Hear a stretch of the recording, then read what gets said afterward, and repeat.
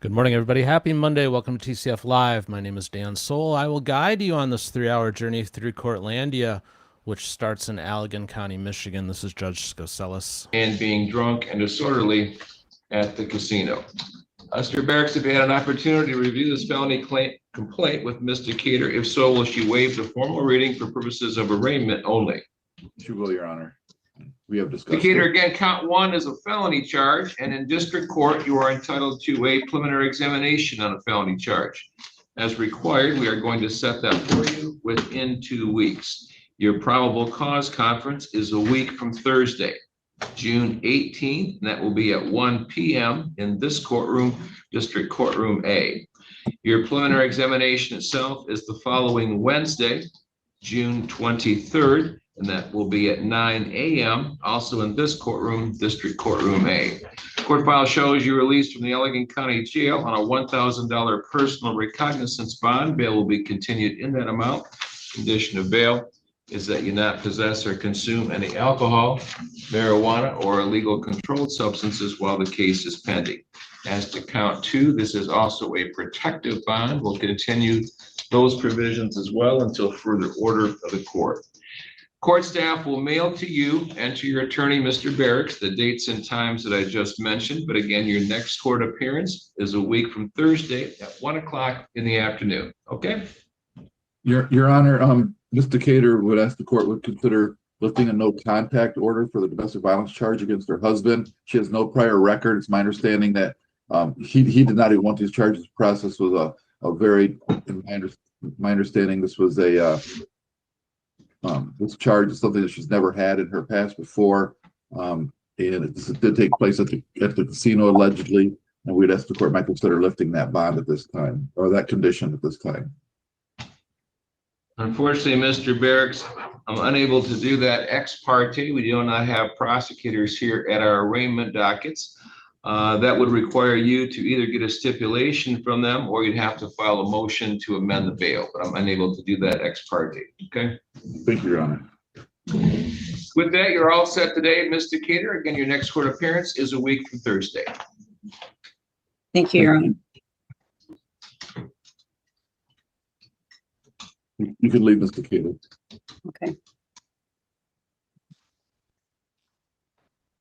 All right, Mr. Badger, were you all set? Yes.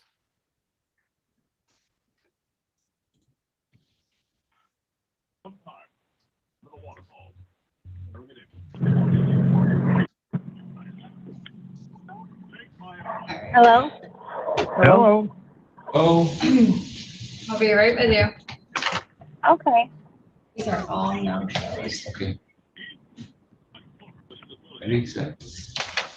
Hey, good morning. First case this morning is our file 261181SM. This is a case of People versus Frannie Lou Edwards.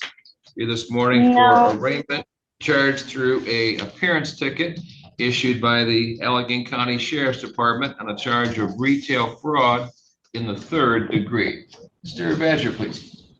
Thank you, Your Honor. Sam Badger, appearing on behalf of Miss Edwards for the limited purpose of arraignment. Excuse We have reviewed the me, charging you have document. the wrong person. Just You have the wrong we person. have other people in here. We have a long sorry. docket this morning with a lot of people all here for arraignment. Please wait until your name is called. Go ahead, Mr. Badger. Thank you, Your Honor. Sam Badger, appearing on behalf of Miss Edwards for the limited purpose of arraignment. We have reviewed the charging document and waive its formal reading. She's entering a plea of not guilty and does qualify for a court-appointed attorney. We request that this matter be set for a pretrial and a jury trial, Your Honor. Thank you.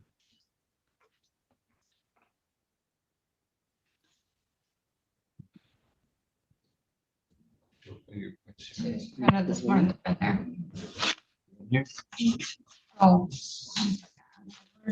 Yeah. There she is. Okay, because the last time you have this blank. Okay.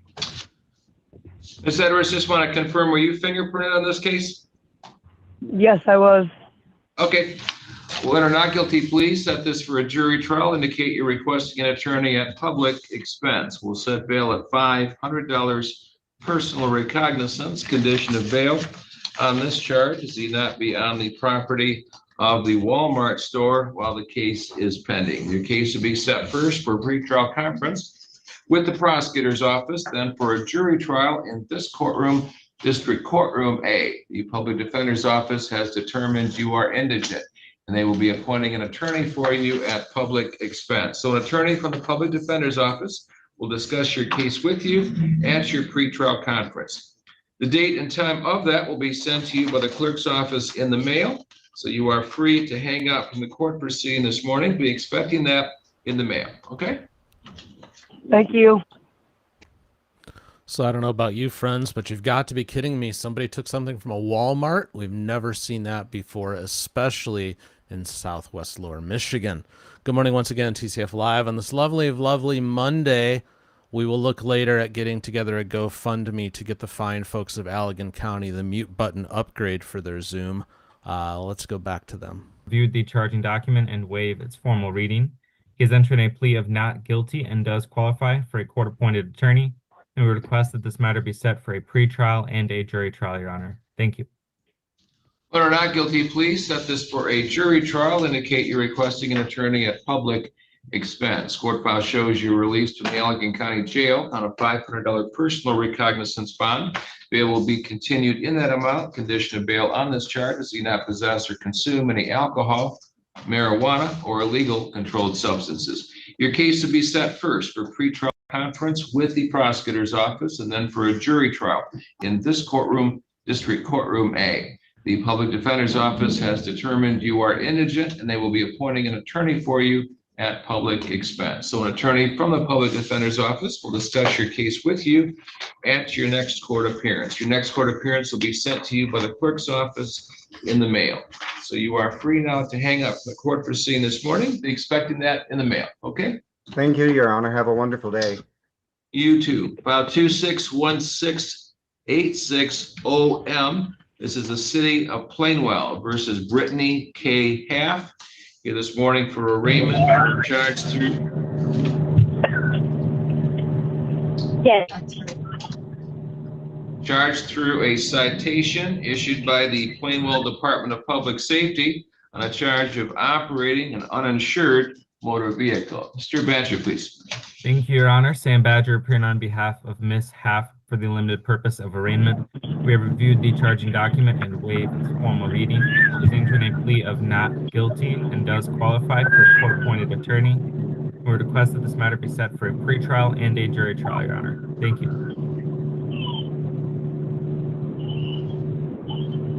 Ms. Half, can you hear me? Yes, I can hear you. What is all the background noise? You're in a court proceeding right now.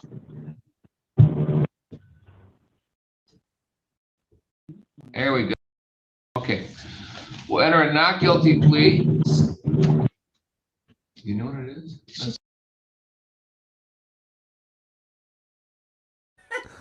Judge got so disgusted with that, he just ended his feed. Good morning once again, everybody. It's TCF Live on a fun Monday. Yeah, okay. Lake County, Ohio. Judge O'Donnell.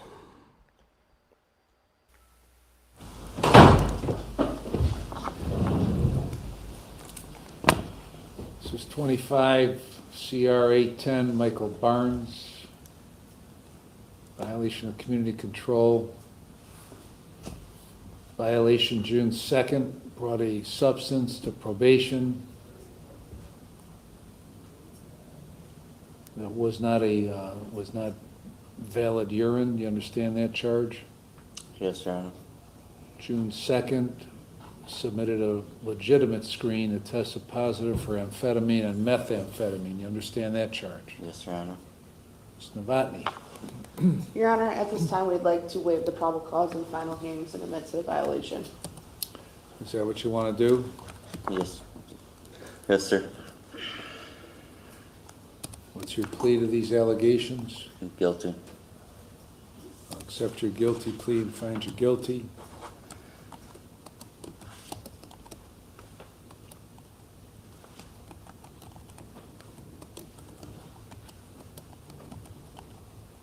So this is the third time you've done this in a very condensed time frame.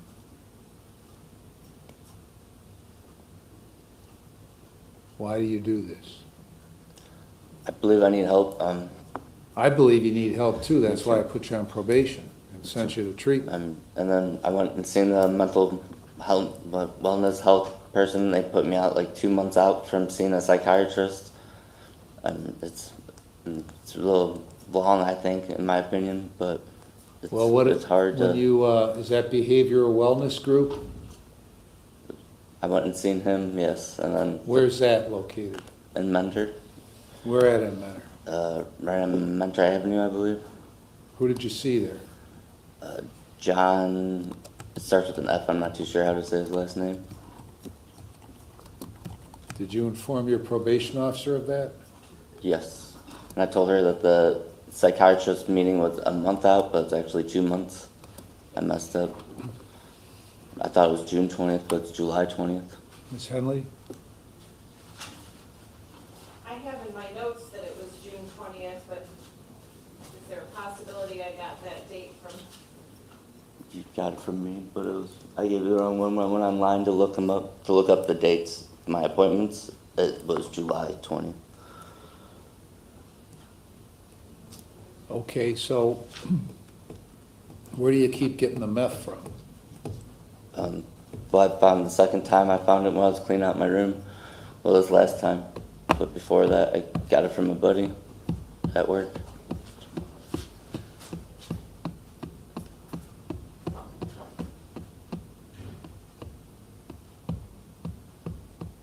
How long has he been in now this time, Cindy?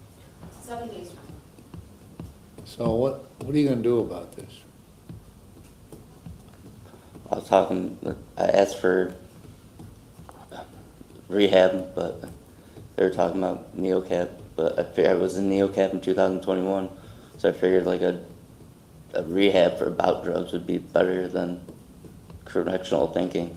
Well, your thinking is all screwed up. You seem to think that you can walk in with, where'd you get the fake urine from?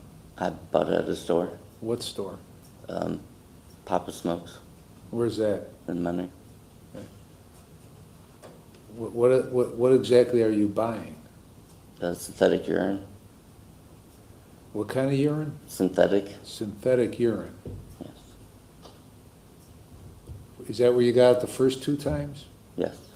It didn't work the first 2 times? No. Then why did you think it was gonna work the 3rd time? I didn't plan on using it the last time I was coming in to talk to her, and then she just sprung it on me real quick, so I used it instead of talking to her first. The 3rd time you used it? Yeah. You didn't know you were gonna get tested? Not at the beginning, she usually tests me You at see, your the end. thinking is all screwed up. If you used it once, it didn't work, you used it a 2nd time, it didn't work, and now you use it a 3rd time, it didn't work, your thinking is all screwed up, because you thought it was gonna work, right? I didn't want to use it the 3rd time. I planned on talking to her first, but then she sprung it on me, and that's when I So you brought it just in case? pretty much, yeah. Okay, so your thinking is all screwed up. Kinda, yeah. Okay. You need to unscrew up your thinking. In addition to stop using drugs, you need all kinds of help. Now, you've been given an opportunity for all kinds of help and you won't do anything about it. That's the problem.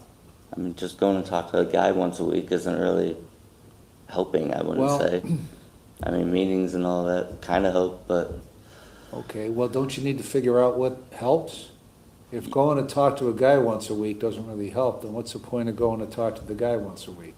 but it takes time to figure out what works for me. What I would say, it's gonna, Well, in the meantime, you keep going to how much you pay for that crap that you bought there?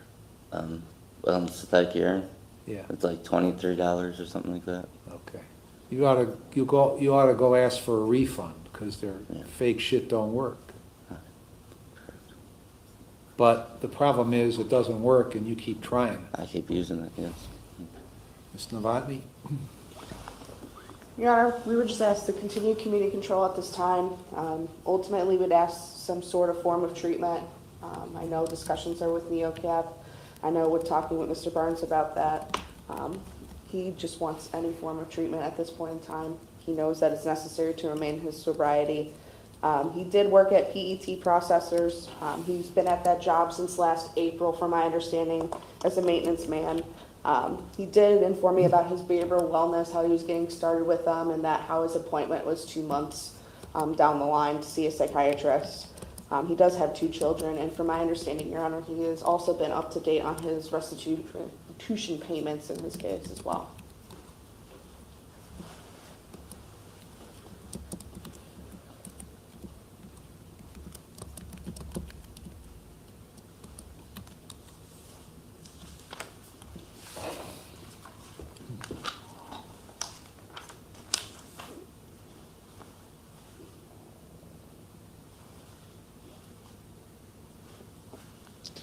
So you went to this, what were you doing besides this behavioral wellness group? They wanted me to do 3 meetings, AA meetings a week. But I didn't start them because I just found out that Friday before. But he said I can also do NA meetings, which I was trying to figure out about them too because I have never been to them before. He said they're harder to get to than AA meetings though. They're harder to find.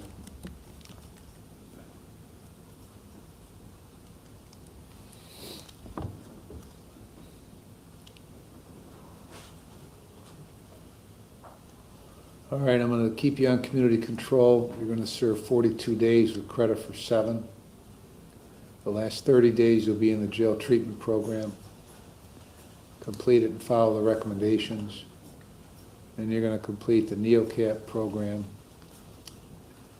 and follow those recommendations. And you're going to then comply with all the other terms that I gave you back on December 10 of last year. In addition to May 19th of this year, you to comply with those conditions. You understand that? Yes, I do. Okay, we're running out of time here. So you either decide you're going to do something about your meth problem, or you're going to decide you don't want to do something about your meth problem. Understand that? Yes, I do. Anything else, Ms. Novotny? No, Your Honor. Ms. Henley? No, Your Honor. All right.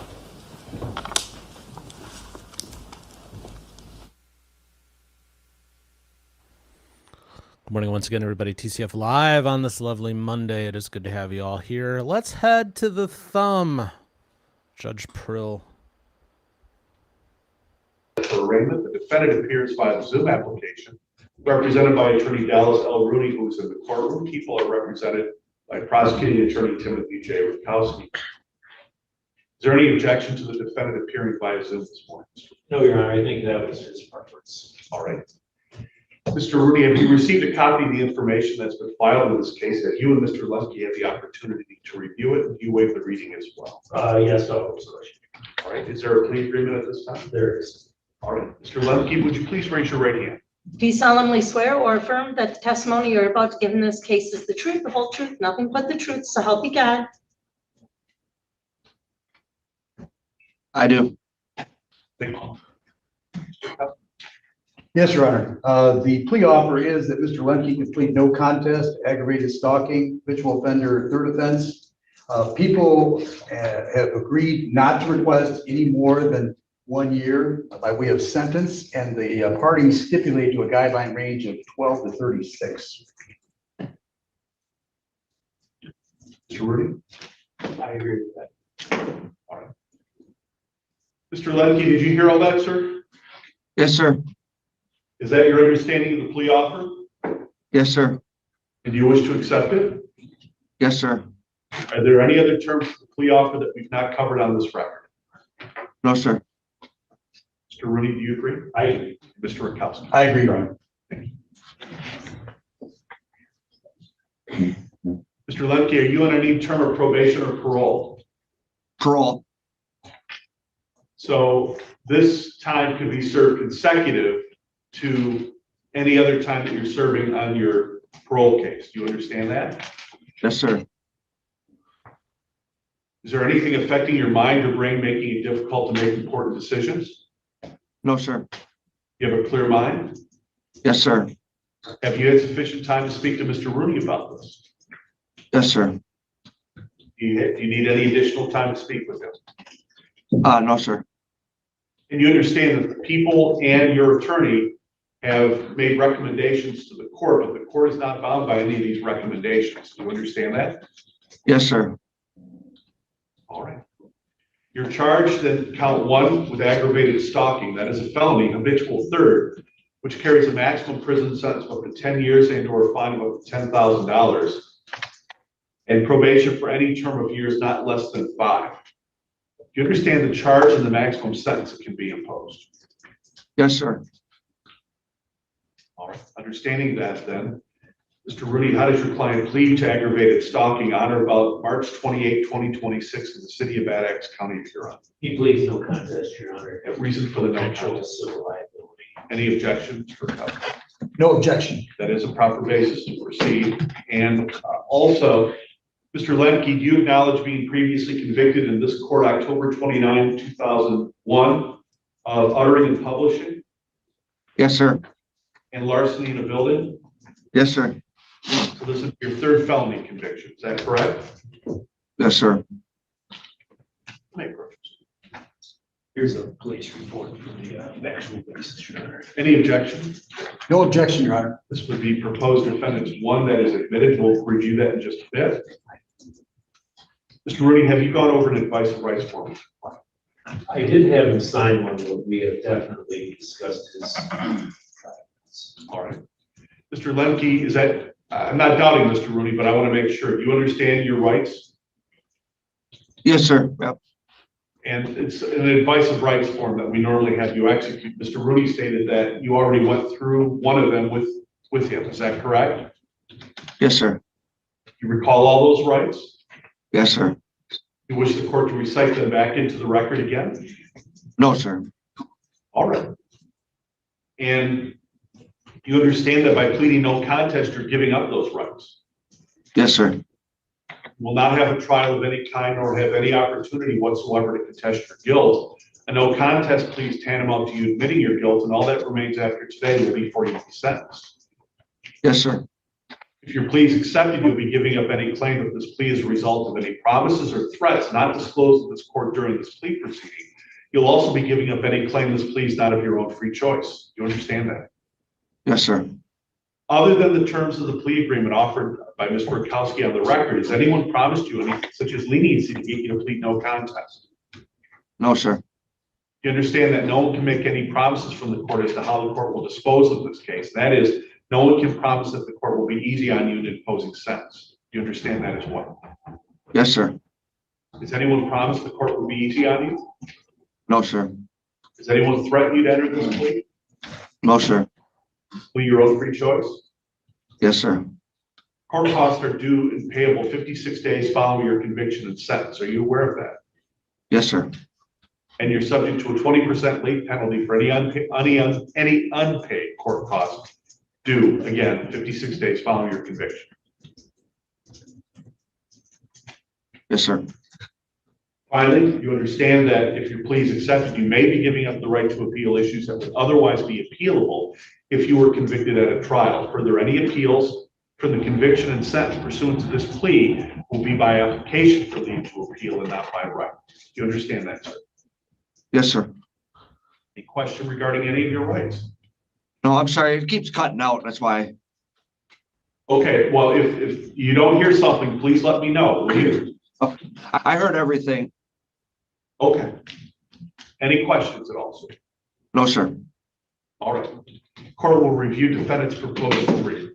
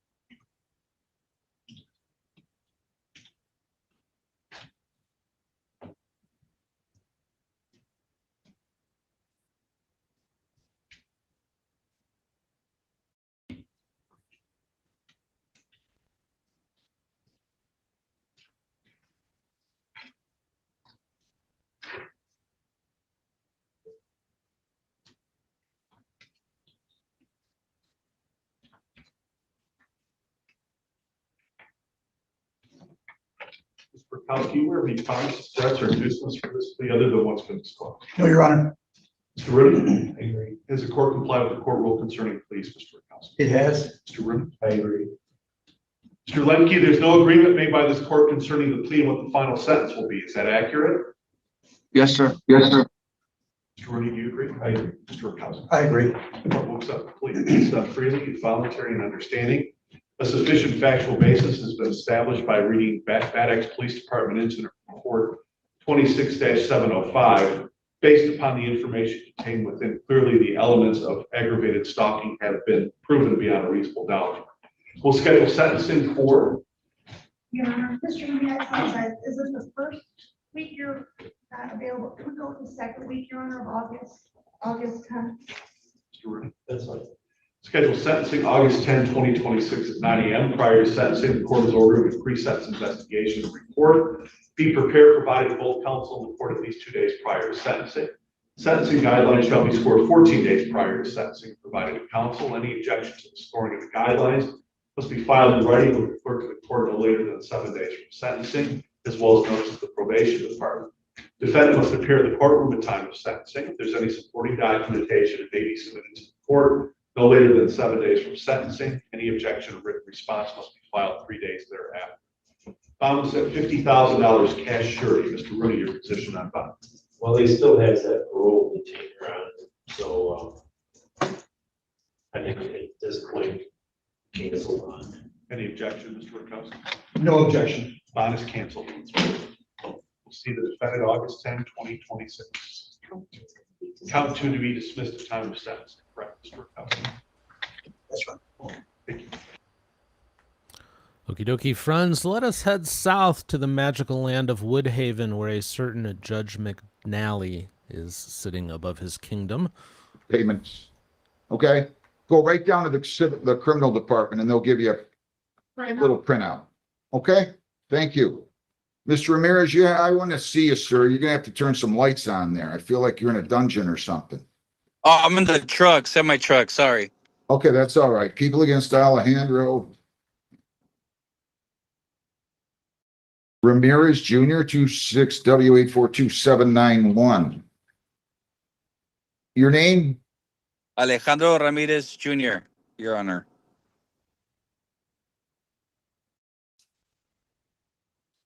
Did you pay this ticket? Yes, I paid the Park. ticket number Ticket in 25. Allen Park. Yes, You better, hang on. When did you pay it? Friday. I got 2 confirmation All right. numbers. Okay, so they probably, there's a warrant and lien for you. I just wanted to make sure they take it out. But if you paid it Friday, it's probably out because my lien history here was run on June the 1. So anyway, you're going to plead to impeding traffic here, true? That is correct, Your Honor. This is a commercial vehicle. So to that charge, impeding traffic, commercial vehicle, responsible or not responsible? Responsible, Your Honor. I accept the plea, commercial vehicle, 180, speeding's dismissed. You're all set. You're gonna pay that today, right? That is correct, Your Honor. You can go right on 33court.com with your case number and take care of that. Best of luck. Okay, quick question, Your Honor. What would be my case number for this one? Because I don't have the ticket, so I could write it down so I could. Write this down. You got a pen? 26W. Yes. 26W 842 842 791. 791. Okay, good luck. Yes, thank you. Thank you. Do I have Timothy Whittle here? You had a lawyer on this, did you not? Well, Okay, so we're gonna have to wait for your lawyer. Do I have any civil cases ready? Just he's got other things going, so just give him a minute, okay? Do I have any civil over there? Morgana Phipps, 26W842785. Come on.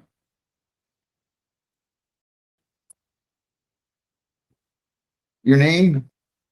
All right, so this says you're going to plead the impeding traffic, Yeah. Improper turn accident, minor damage, no injuries. Is that what you're gonna do? Yes, Your Honor. To that charge of impeding, responsible or not responsible? Responsible to impeding traffic? Yes, sir. That's 0 points. Is that what you plead? Yes, sir. I'll accept the plea. 195 is your total and the improper turn's dismissed, okay? Good luck to you. Do I pay? Right down the hall. Okay, thank you. Thank you. Do we have any civil, which civil? After 9 o'clock. Do we have anybody here on those, Linda? Ellen Stone was here on the first case on your docket, but we don't have the attorney yet. Okay. They just signed in. Can you Hey, guys give me that file? I'll bring them in Give me right that. now. I think I gave you the motion, right? Yeah. Here's the motion.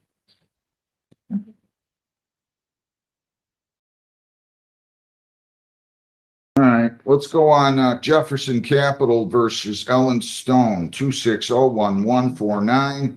Good morning, Ms. Francis, your appearance. Good morning, Your Honor, and Jack Francis on behalf of plaintiff's attorney of record. Ms. Stone, you have to start your video and tell me your name, please.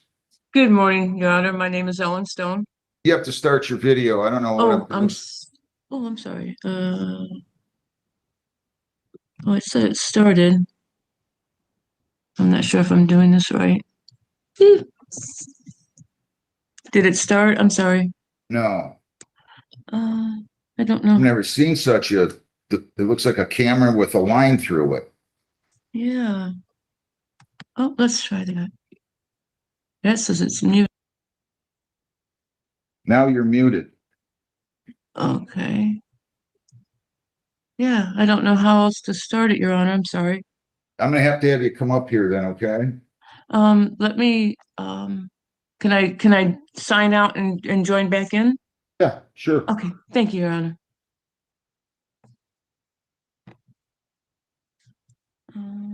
That's not what I want to do.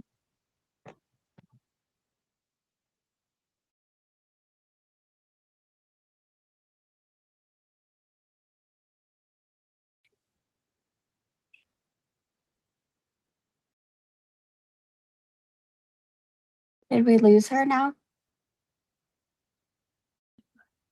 What's that? I think we lost her. Yeah, she was gonna sign out and sign back in and see if that helped, as I understood it. Oh, sorry. I missed that part. That's all right.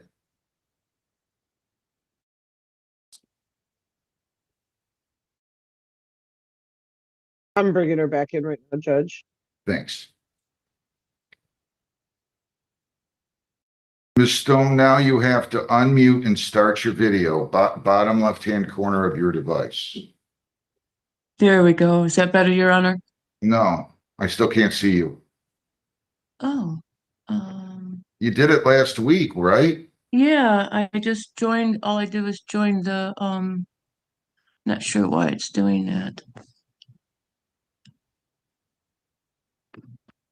It says my video is on.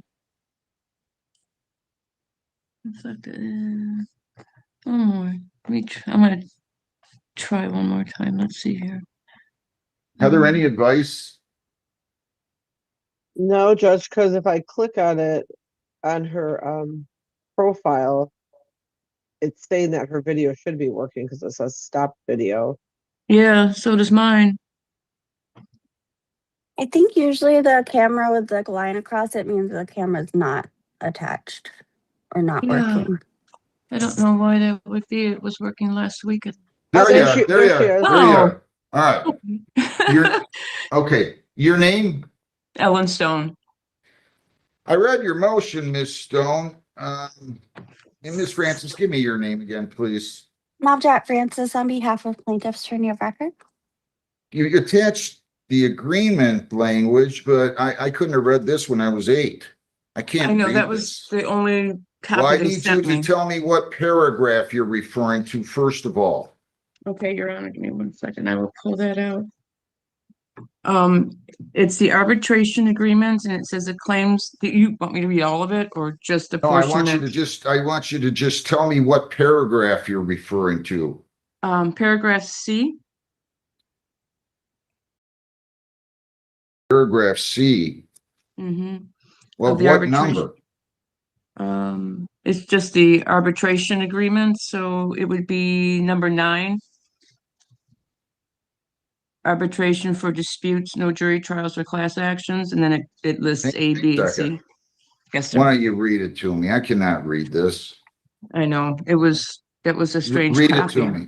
Read it to says, me. okay, so it's paragraph C out of 9 says, if we or you request arbitration of a claim, we and you will not have the right to litigate the claim in court. This means 1, there will be no jury trial on the claim. 2, no pre-arbitration discovery will be permitted except as the rules pertinent or permit. And 3, no claim may be arbitrated on a class action suit basis, and neither we nor you will have the right to participate as a representative or member of any class of claimants pertaining to any claim subject to arbitration. Generally, the arbitrator's decision will be final and binding. There are other rights that you would have if you went to court that also may not be available in arbitration. Neither you nor we waive the right to arbitration by filing suit as long as no final judgment has been redeemed. And then, Ms. Francis, you agree she has the right to go to arbitration, correct? Judge, I agree she has the right. She has not actually exercised that right. To exercise that right, she needs to actually file an arbitration, one of the venues for arbitration for that to be done. She has not done that. A motion to compel is not the proper way to request arbitration. Plaintiff does not have any, it says either party may elect arbitration. So if she does want that, then she would have to go through AA or one of the other agencies and actually file the complaint and pay the filing fees. right, and Why I would can she- do that wait a today. minute. Oh, go ahead. Sorry. What provision of this agreement states that? She's the defendant. It says, I can't read it, okay? So just, that's why I'm asking. I just cannot read this. It's okay. B says a claim can be arbitrated and either party can exercise their right to do that. And so if wants to do that, she would need to proceed with that. So either party may, and if she's the one who's wanting arbitration, she would have to pursue that. You Right, agree with and that, that's- Ms. Stone? That's what I'm doing. It doesn't state in the arbitration agreement that I had to do it prior to coming before you this morning, Your Honor, but I will, obviously, I will definitely do that today and present that proof to the court. How about if I just order the case dismissed without prejudice for the reason that the parties are going to binding arbitration?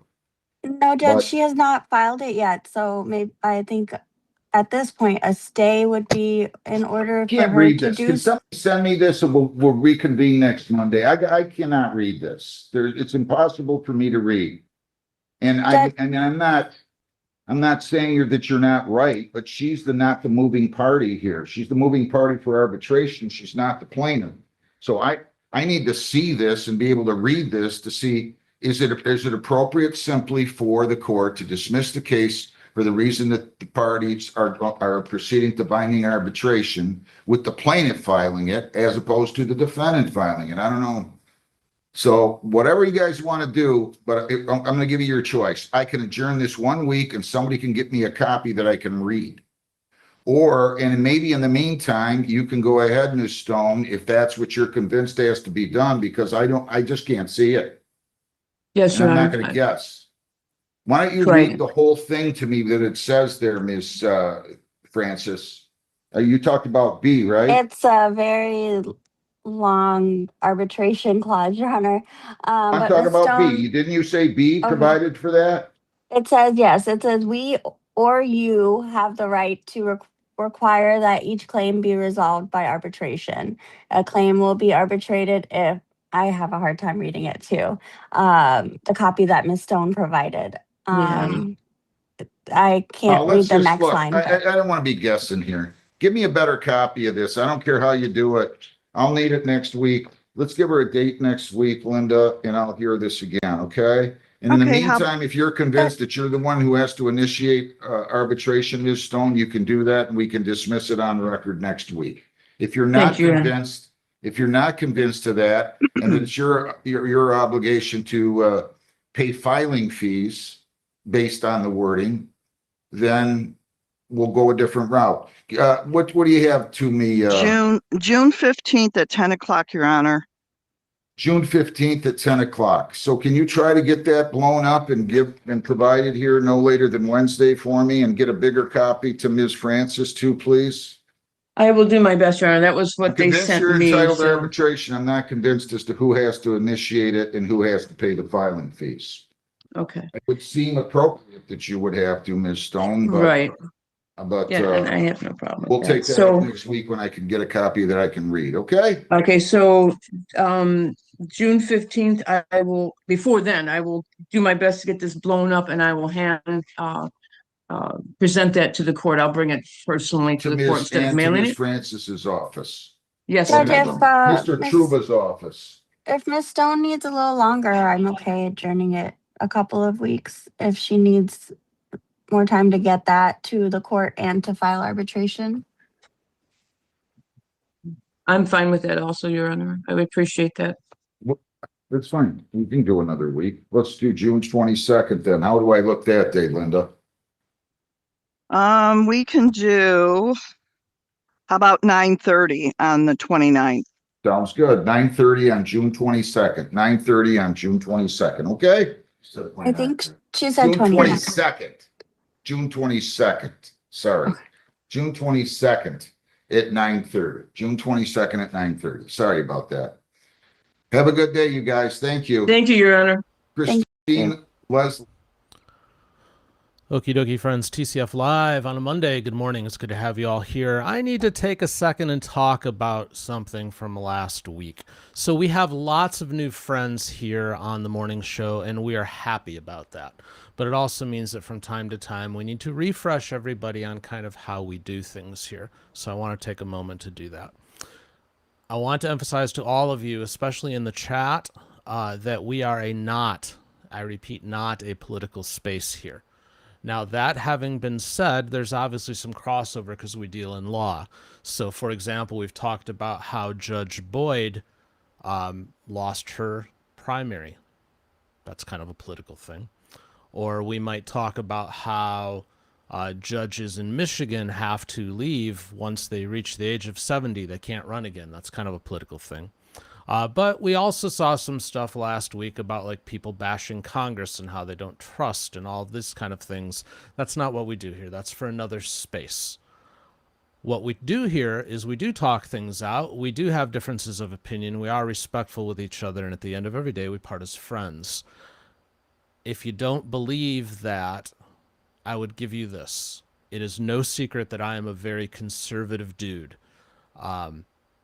I hold traditional family values close to me. I am a Christian. I believe in a limited government.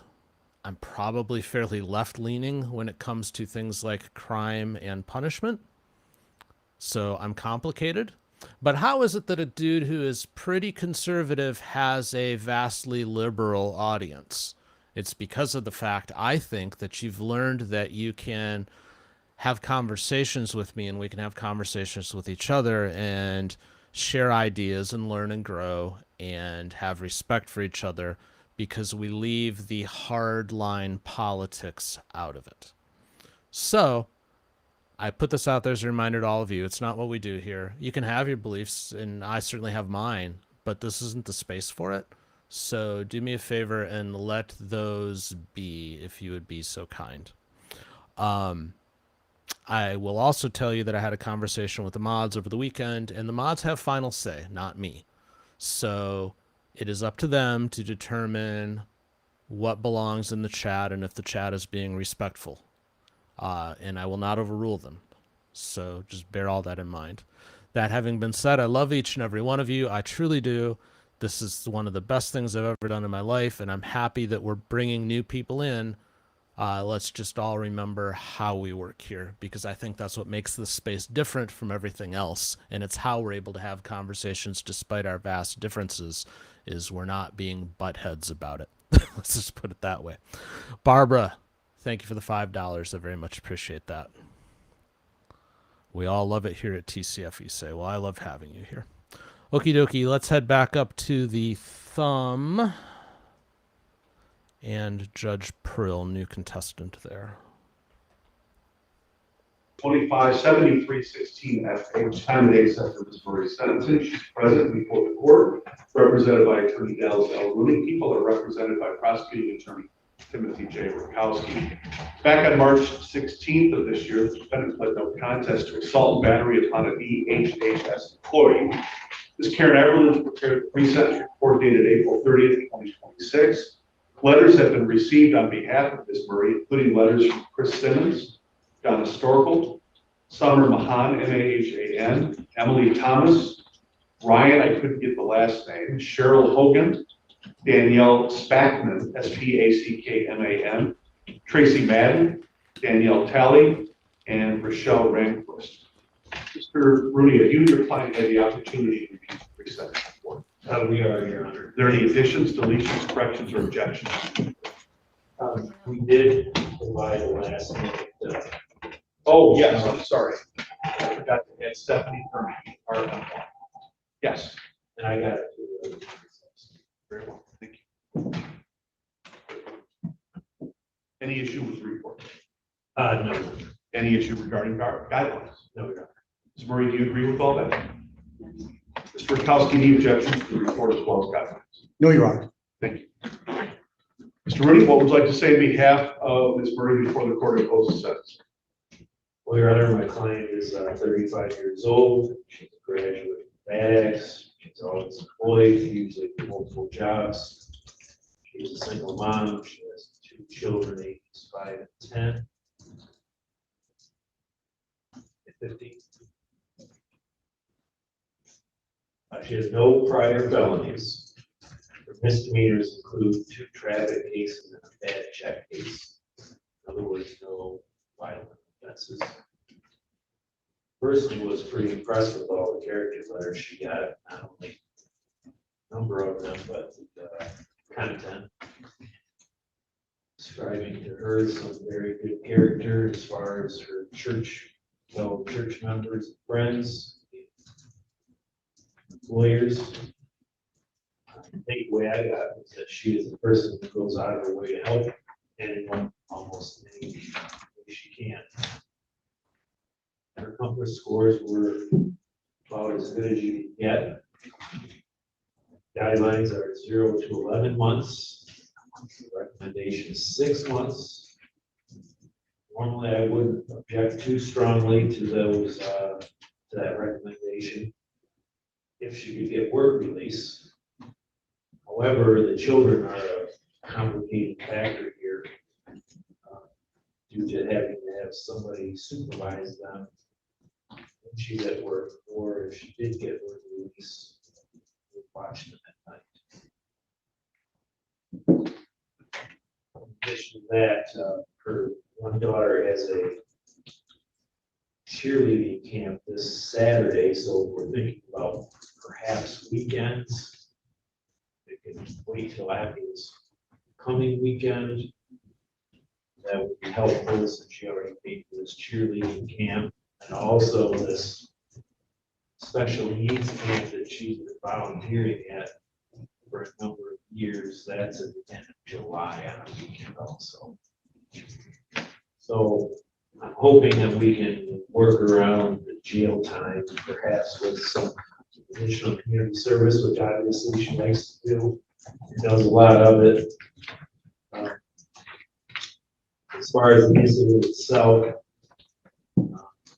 she did plead no contest to that. I'm the subbing today for Mr. Lockhart, so unfortunately she can't really execute on the exact incident. But I did see in the PSI that she did apologize to Ms. Sorensen, writing, I believe, at another CPS hearing. She would apologize today. I haven't worked in family court in a couple of years now, but I did for many years. And I know that. We'd love to have you back too, by the way. As you know, emotions can run a little high in those type of cases. As far as the parents, they're under a lot of pressure.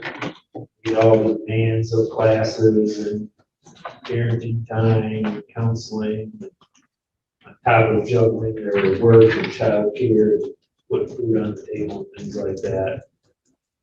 I'm not excusing the actual incident. I'd say based on my reading that she definitely crossed the line of acceptable behavior when she had this argument and some push shoving with Ms. Sorensen. But I've represented Ms. Murray a couple times in the past. I think I can vouch for her and say she's not a violent person. I mean, you see what happened with her and Ms. Sorensen, but I think her character is closer to what we read in the letters than one isolated incident of getting upset with the CPS with it. So I'm hoping we can somehow hold the jail time in advance due to the child care issues, substitutes of more community service, or do weekends or something like that. But she is working one job full time right now. And if we can somehow work around this cheerleading camp that she had already paid for, that's for the daughter this weekend. Does your client wish to address the court in light of the no contest? Mr. Rakowski, anything on behalf of the people? And this is a victim's rights case as well. It is a victim's rights case. I've talked to Ms. Sorensen in the past, and I don't believe she was going to show up. However, she was very emotional when I talked to her, though, about this. And I would point out to the court, because I know the court has its own family court docket. And one of the hearings that we had, which was shortly after this happened, within a few weeks, Ms. Sorensen had to testify to give an update as to what had happened, and she included this incident. And I would submit to the court that when she appeared in front of you and gave you that update, she was tearing up during that as well, because it was a pretty significant event. The work that the Department of Health and Human Services and the CPS workers have to do is very difficult work. And yet it gets complicated more by people like Ms. Murray, because all Ms. Sorensen was out there to do was just to verify the circumstances of the home again, as she would do in her normal work. And when she was going through and documenting, she had to go upstairs and ask Ms. Murray if she'd go up with her, and then Ms. Murray chose not to. Ms. Murray said, "You go up with my son," but her son in the past has accused Ms. Sorensen of going through his items. And Ms. Sorensen said, "No, because of that, I need you to go upstairs." And then she said, "Well, Ms. Sorensen, I'm going to leave then." And this defendant held Ms. Sorensen there. And so I understand what Mr. Rooney was saying, that, you know, this is a circumstance that there may have been some pushing and shoving, but it was more than that, because Ms. Sorensen had marks on her. She showed them to the police when she filed the report. She had bruises on her arms, and she was very upset about it. Your Honor, we're asking the court to impose a sentence of at least 9 months. The guidelines are 0 to 11. And that's because of the circumstance here and what Ms. Murray had done to Ms. Sorensen. And Ms. Sorensen is just doing her job for the department and trying to make sure that everything is good at the home so that it's safe for the children. And the response you got back from Ms. Murray was to assault her. And so for that, we asked for that. Thank you. Ms. Murray comes before the court, 35 years of age, no prior felonies, 3 prior misdemeanors, 12th grade education, gainfully employed. The letters that have been submitted on her behalf were extremely glowing relative to her volunteering, her hard work, family life, etc. The court doesn't excuse that or dismiss it. That's significant. On the flip side, we have an incident, and the court takes judicial notice of the family court file as well. Ms. Sorensen was conducting a home inspection that she's required to do. Matter of fact, one had been ordered by the court as well in a previous matter. And all had to be done was simply do the inspection, get in, get out, we're done. Well, it didn't work out that way. And at least from my experience as a judge now covering family court matters involving either juvenile delinquency or abuse and neglect cases, being a caseworker is not easy, not at all. Matter of fact, it's sad to see actually the amount of turnover that we see of caseworkers, because either one, they find something better, or they're just so burned out because of the daily activity that they have to undergo by going into families' homes, meeting with families, counseling with families, working with families. I mean, there's also a flip side to it too, that some people look at it as simply, well, you know, it's just a state poking their nose into a family's life. But I can tell you that that's not the case here, not in any way, shape, or form. There was a true family court case that was brought to this court's attention, and things had to be done, including home inspections. And frankly, the behavior of Ms. Murray was uncalled for, frankly. I can understand frustration and being upset, but it's part of the system. And it's the ultimate goal is to make the family better. Better for the family, better for the child, better for the community moving forward. And sometimes we don't like necessarily what we're being told to do, but when we're under court jurisdiction, it's a different story. I understand Mr. Rakowski's position on this as well, in that the guideline range is 0 to 11, and he's requesting a pretty good chunk of jail time here. Mr. Rooney, on the other hand, takes the position, well, wait a second, bad mistake, terrible judgment and error, and is there anything we can do outside of jail time because the defendant has a family? And I understand that as well. The flip side of that is she should have thought of that before she engaged in the behavior that she did. So, considering all of that, it will be the sentence of this court that the defendant be placed, on a term of probation for a period of 2 years. Conditions of probation include the standard conditions: not to violate any criminal law of any government, not to leave the state of Michigan without prior approval. Court notifying the probation agent at least monthly or such time as place as the agent may require. She's complete any mental health, domestic violence, battery intervention, or other recommended treatment following assessment by a qualified community-based service provider. She's to waive confidentiality and allow treatment programs she's required to attend to disclose that information to the agent. No verbal, written, electronic, or physical contact with Terry Sorensen, either directly or through another person, nor be within 500 feet of her residence, school, or place of employment. No assaultive, abusive, threatening, or intimidating behavior. No verbal, written, electronic, or physical contact with anyone housed within an NDOC facility, nor the same type of interaction with anyone that's engaged in a behavior that constitutes a violation of any criminal law of any government. She must not use any object as a weapon, nor own, use, or have under her control a weapon of any type, not even an imitation weapon. She can't be around anyone that possesses those items. She's a convicted felon. She's to contact the supervising field agent no later than the first business day following her placement on probation or release from jail. She must comply with all written and verbal orders of the agent. She's to allow the agent to her residence at any time for probation supervision, where she's subject to a search of her personal property, but not limited to her home, vehicle, or computer without the need of a warrant if the agent has reasonable cause. She has items that violate the terms of her probation. She is to report any arrest or police contact, loss of employment, change of residence to the field agent within 24 hours. She is gainfully employed, but the standard genuine effort employee provision will be provided. Crime victims assessment of $130, probation supervision fee regular, $30 per month, $60 electronic. Court cost of $200 payable at the rate of $10 a month. A fine of $200 payable at the rate of $10 a month. Attorney fees are waived. $68 in state costs will be ordered. Probation is empowered and authorized under statute to effect her apprehension, detention, and confinement of up to 72 hours on reasonable cause to believe that she's violated conditions of probation. If referred, she is to successfully complete any PA 511 programming based upon eligibility.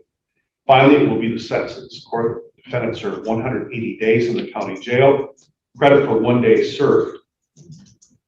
Regarding the jail time in this matter, out of that 180 days of jail time, 11 of which will be served on weekends. 1 day credit, so that'd be 10 days. She's to report to the county jail Friday,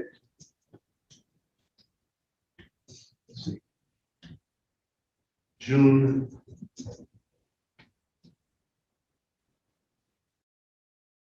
19th.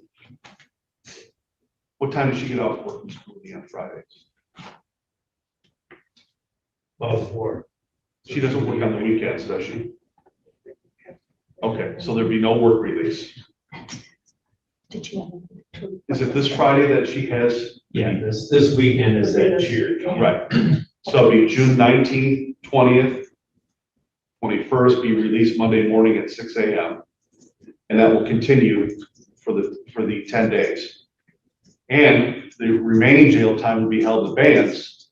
You successfully complete the terms and conditions of your probation. No further jail time will be warranted. However, you violate the terms and conditions of your probation, you will serve the 180 days without any work release at all.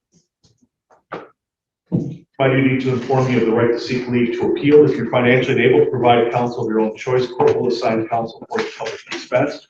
Please initial the receipt and questionnaire form requesting the assignment of counsel, both of which must be executed under oath and filed with clerk of the court within 48 days.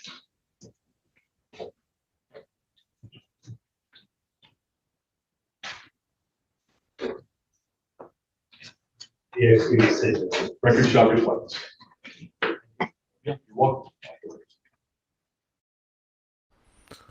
Alrighty, friends, once again, good morning. Now in hour 2 of TCF Live. It's good to have you all here with me this morning. I hope you're having fun. I know I am. Let's go to Florida. It looks like Colby Peel sitting in this morning for Wade Mercer on first appearances. And we're here for first appearances. Buenos días, señor Morales. Yo soy el juez Pío y estamos aquí para la comparecencia inicial. Did you have an opportunity to watch the video regarding your first appearance rights? ¿Tuvo la oportunidad de ver el video en cuanto a los derechos que tiene en la comparecencia inicial? Okay. Okay. Is that yes, you watched the video? ¿Está diciendo que sí, que vio el video? Oh, sí. Oh, yes. Do you have any questions about your rights before we get started this morning? ¿Tiene alguna pregunta acerca de sus derechos antes de que comencemos esta mañana? Sé que puedo salir aquí, de repente mi familia viene por una fianza o con... And Your Honor, it's hard for the interpreter to understand the defendant. Sounds like, can I be released here if my family pays a bond or something along those lines? Yes, and that is what we are going to discuss this morning. Bien, eso es lo que vamos a hablar esta mañana. Okay. Okay. You are entitled to an attorney, and I have Mr. Bigelow present with me. Usted tiene derecho a un abogado y tengo al señor Bigelow conmigo presente. Mr. Bigelow, is there anything you would like to tell him? Y señor Bigelow, ¿algo que le quiera decir? No, we were just requesting reasonable bond. Su señoría, solo estamos pidiendo una fianza razonable. Okay. Okay. And Mr. Bigelow, I'm not sure we interpreted the advice you gave to your clients earlier, so I was going to give you an opportunity to do that again. Y señor Bigelow, no creo que interpretamos los consejos que usted le dio a sus clientes antes, así que le vamos a dar la oportunidad de hacer eso de nuevo. So if you would, that everything we're doing this morning is being recorded, that he says to be used against him. Recuerde que todo lo que estamos haciendo esta mañana está quedando grabado y cualquier cosa que diga se puede usar en su contra. I'm gonna advise him to answer the judge's questions regarding where he lives and where he works. Le aconsejo que responda a las preguntas del juez en cuanto a dónde vive y dónde trabaja. But this morning, time to talk about the details of the case. That'll come at a later time. Pero hoy no es la mañana para hablar acerca de los detalles del caso. Eso será en otra ocasión. And also that to be cautious on the phones there at the jail. Those jail phones are recorded. Y también tenga cuidado con los teléfonos en la cárcel. Esos teléfonos están grabados. Okay. Okay. Mr. Morales, you've been charged with driving under the influence with property damage. Señor Morales, se le acusa de manejar bajo los efectos del alcohol causando daños a propiedad. That is a first-degree misdemeanor that carries a maximum penalty of 11 months, 29 days in the county jail. Ese es un delito menor que tiene una pena máxima de 11 meses, 29 días en la cárcel del condado. I have reviewed the arrest report and found there's probable cause for that charge. He revisado el informe de arresto y determino que hay causa probable para el cargo. Where do you live, sir? ¿Dónde vive usted, señor? Aquí en Mariana. Here in Mariana. How long have you lived in Mariana? ¿Por cuánto tiempo ha vivido en Mariana? Como 3 años. About 3 years. Do you work? And if so, where do you work? ¿Trabaja? Y en caso afirmativo, ¿dónde? Yo trabajo en arriba de Chipre, yo trabajo poner la malla de la vaca, no sé cómo se llama, la malla de fence, de barbed. I work up in Chipley. I put up, I don't know how to say it. I think it's fence. And I think I understood him to say barbed wire. Oh, barbed wire. Okay. All right, Mr. Morales, I am going to set you a bond this morning. I'm going to set your bond at $5,000. Señor Morales, le voy a fijar una fianza esta mañana. Le voy a fijar la fianza en $5,000. As a condition of your bond, I'll order that you are not to drive or operate a motor vehicle. Como condición de su fianza, le ordeno no operar ni conducir un vehículo motorizado. And I'm also going to order that you're not to consume or possess any alcohol. Y también le ordeno no poseer ni consumir nada de alcohol. And that will be until further order of this court or until your case is completely over. Y eso es hasta que este tribunal ordene lo contrario o hasta que este caso haya acabado por completo. Do you have any questions? ¿Tiene alguna pregunta? Disculpe, ¿cuántos días voy a quedar aquí en la cárcel? No, escuché bien, por. I'm sorry, how many days am I to remain in jail? I didn't hear that part. We haven't, that has not been determined yet. We are just here this morning to set bond, and I've set you a $5,000 bond with those conditions. Todavía eso no se ha establecido. Estamos aquí esta mañana solamente para fijarle una fianza y ya le fijé una fianza de $5,000 con esas condiciones. If you can post that bond and you have no other holds, then you would be released today. Si puede pagar la fianza y no está detenido por ninguna otra razón, entonces puede quedar en libertad hoy. Any other questions? ¿Alguna otra pregunta? Mi familia puede venir por el dinero hoy entonces. Can my family come for the money today? Yes, they will allow you to make a phone call when we finish. Sí, le van a permitir hacer una llamada cuando terminemos.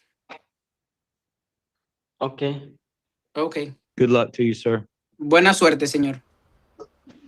Gracias. Thank you. Nina, a little while ago, you gave us a $10 super chat, and I neglected to thank you for that. So apologies, but thank you so much. I appreciate the generosity.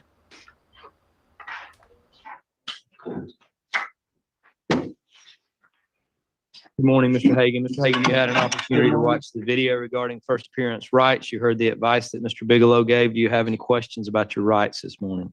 No, sir. Sir, you're here this morning charged with simple on a person 65 years of age or older. I believe that is a first-degree misdemeanor punishable by a maximum penalty of 11 months, 29 days in the county jail. I have reviewed the affidavit complaint, found there's probable cause for the charge. Do you have any questions about your rights before we get started? No, sir. Mr. Hagan, where do you live, sir? Greenwood. And how long have you lived in Greenwood? About almost a week. We just moved. Where were you living prior to coming to Greenwood? Needs, Okay. Sneeds, How long have you lived in Jackson County? 20, 30 years. Do you currently work anywhere? I'm on Social Security. Okay. Mr. Mitchell, anything from the state attorney's office on this case? Your Honor, I'm looking over the complaint. There looks like there may be some potential issues when it comes to this.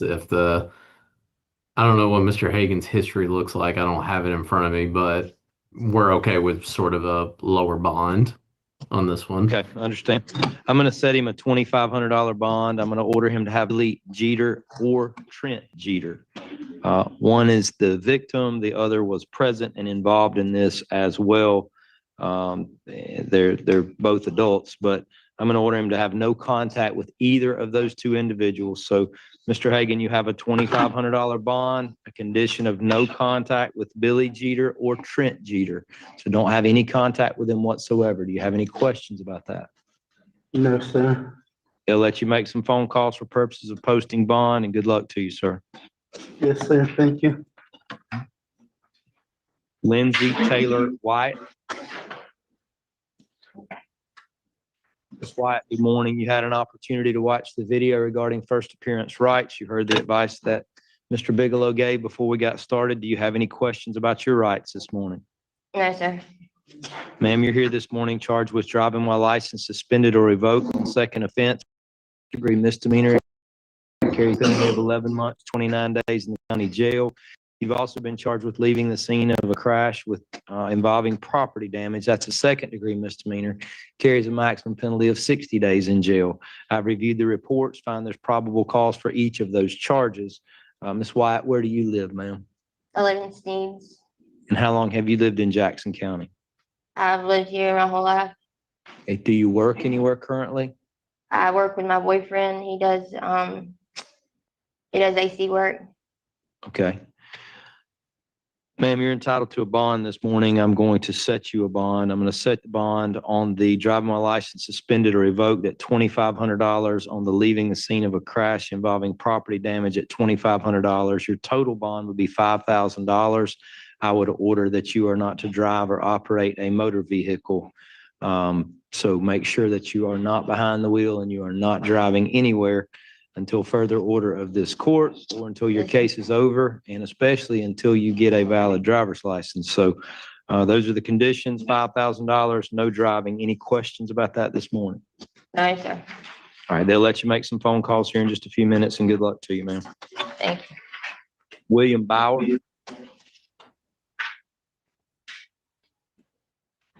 Mr. Bauer, good morning. You had an opportunity to watch the video regarding first appearance rights. You heard Bigelow gave. Do you have any questions about your rights this morning? No, sir. Mr. Bauer, you're also here this morning charged with driving license canceled or revoked. On first offense, it's punishable by a maximum penalty of 60 days in the county jail. I've reviewed the report, find there's probable cause for the charge. Sir, where do you live? Mariana. How long have you lived in Jackson County? It's 2018. Okay. And are you currently employed? Self-employed, sir. All right. I'm going to find you're entitled to bond this morning based on the information I have. I'm going to set you a bond. I'll set your bond at $2,500. And likewise, I'll order that you are not to drive or operate a motor vehicle. So make sure you're not driving unless and until you have a valid driver's license, but not until the court, till further order of this court. So if the court orders you that you're allowed to drive, that's fine. Or if your case is over, you can, if you have a valid driver's license, but do not be behind the wheel of a vehicle unless and until those things happen. Okay. Yes, sir. All right, they'll Thank let you you. make some phone calls for purposes of posting bond, and good luck to you, sir. All right, thank you. Carson John Weeks.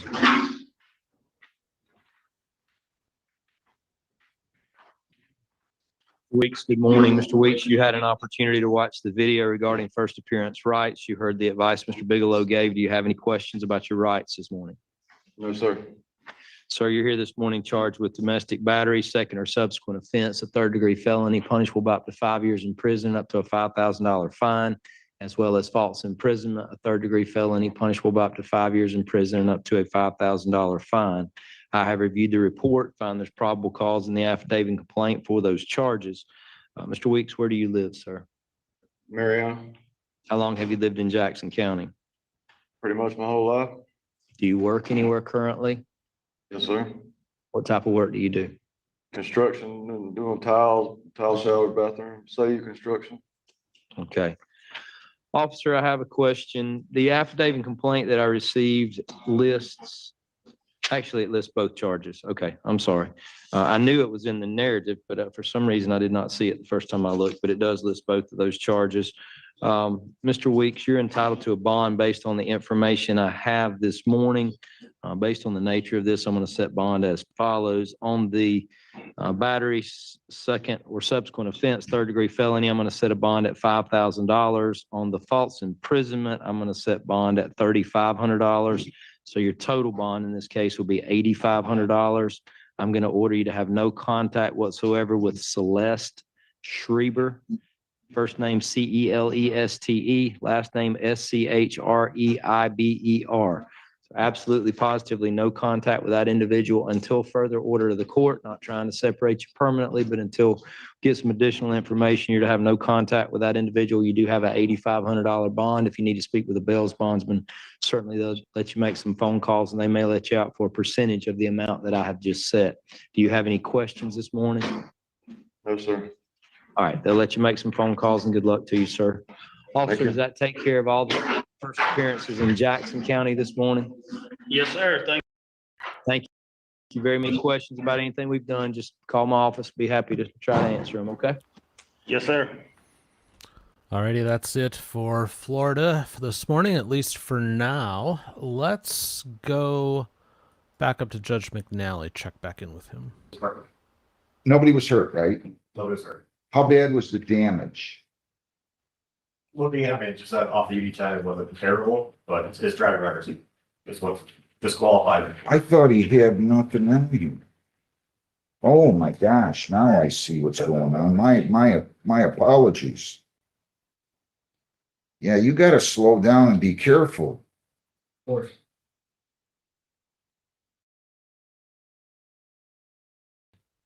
Yeah, geez, you're on a roll.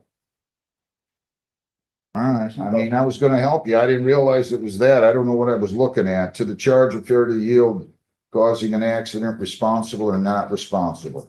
Responsible. I'll accept the plea. That's 2 points, 195. How much time? You're all set. Thank you. Sorry about that. No worries. How much time do you need? I'll say about 2 weeks. Can you pay it all by June 22nd or you want the 29th? Flight second to New York, so it would be like, then we have to get the 30th. Paying on the 30th.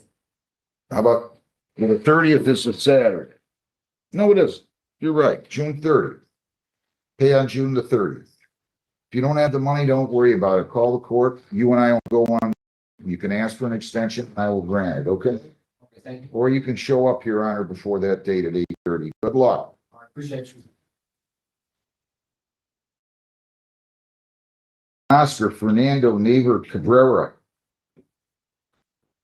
26B150605.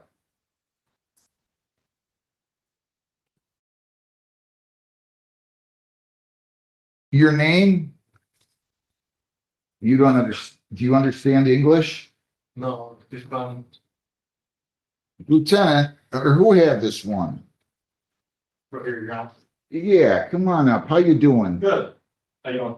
Great, thanks. Your name? Jonathan Smith, Sergeant at Brosstown. Yeah, how you doing? So you communicated with him by way of a translator, a phone translator. Yes, Your Honor. Heather, I feel uncomfortable asking somebody how they plead if they don't understand me. Can we do that? Yeah. Well, Judge, when he was here also, and we set him up, we told him, and he told us that he could bring somebody that could help him speak English with him. And we noted it in the system. And I believe we wrote it on the register too. And obviously he didn't bring that person with him.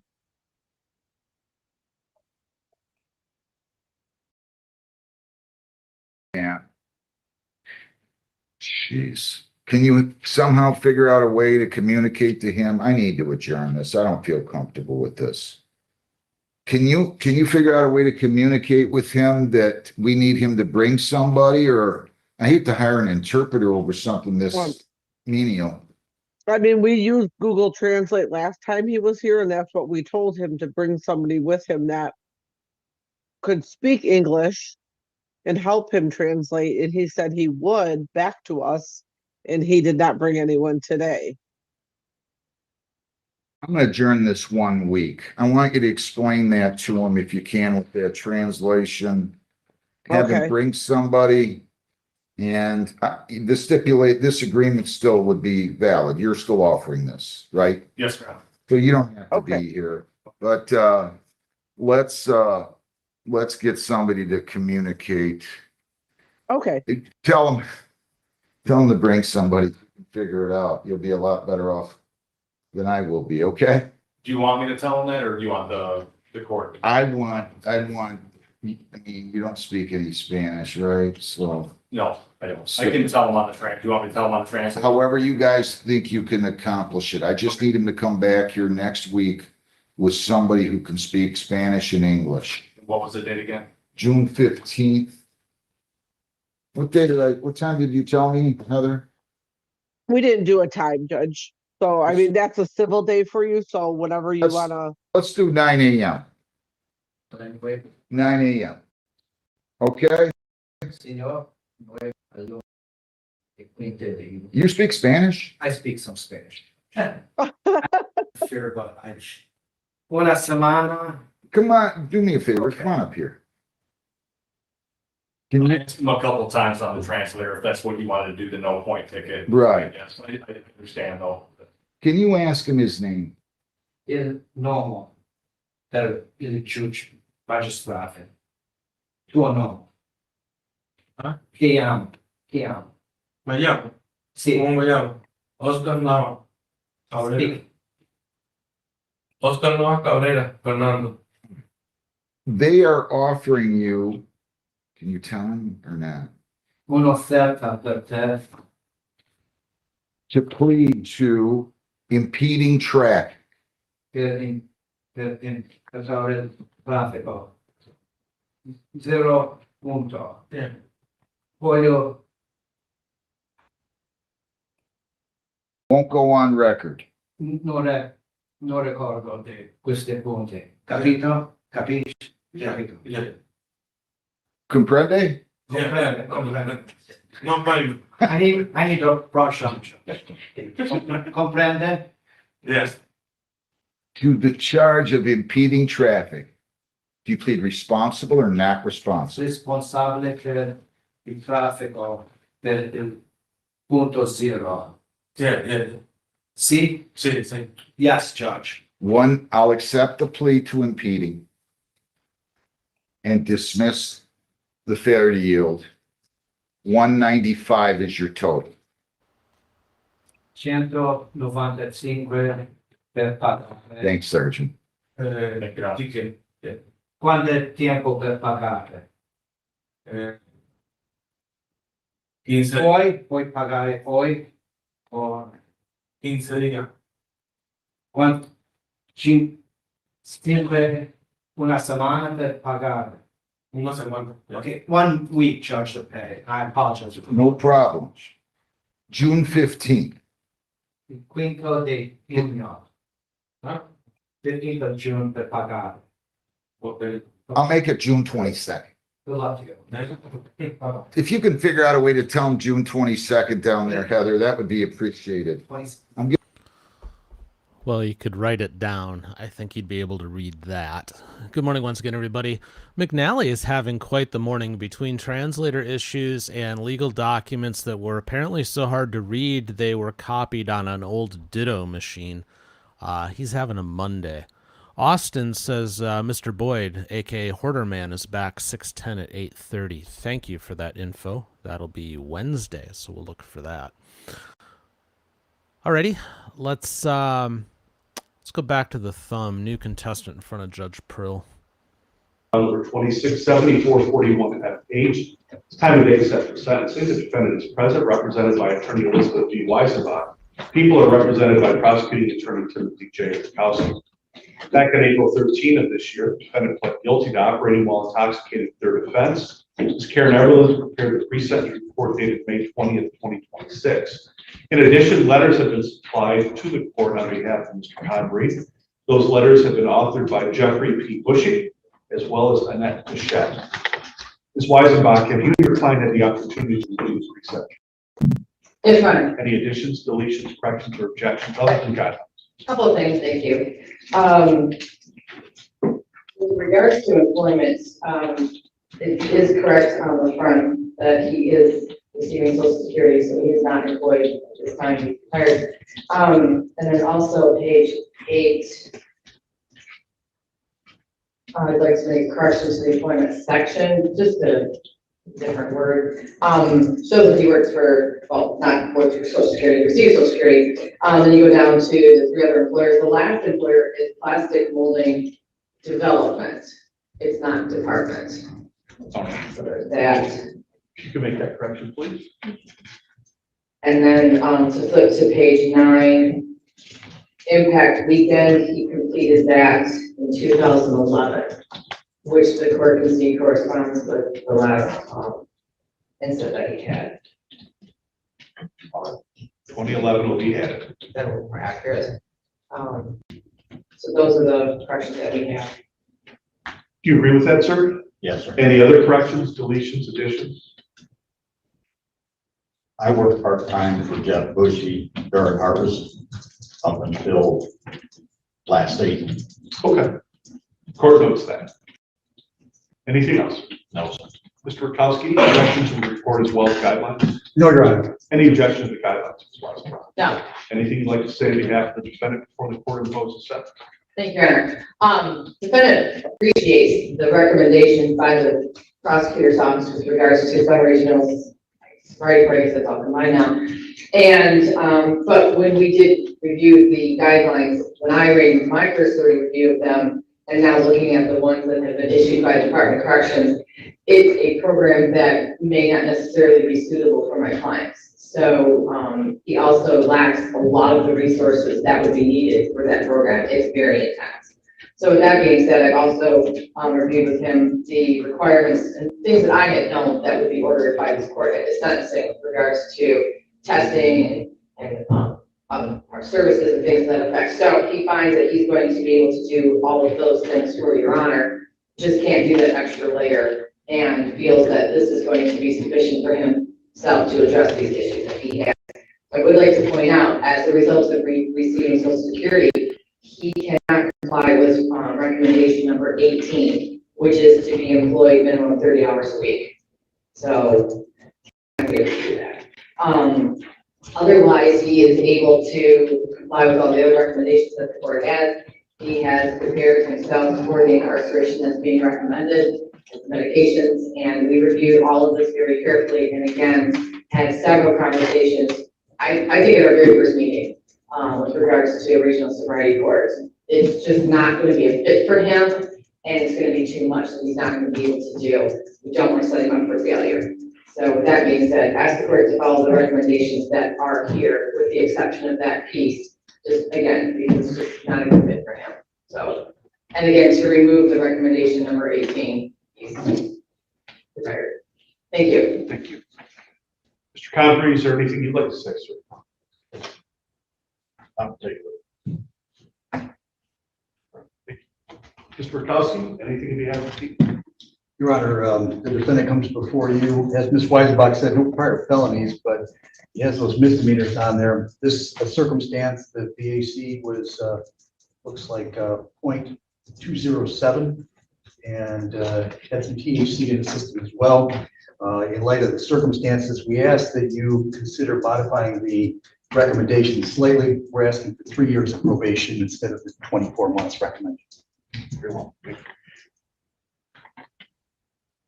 Mr. Convery comes before the court, 65 years of age, has stated no prior felonies or 4 prior misdemeanors, 3 of which were alcohol related. His drinking and driving convictions were back in 1981, 1987, and 2011. So we have a significant gap in time from 2011 moving forward to today's date relative to consuming alcohol.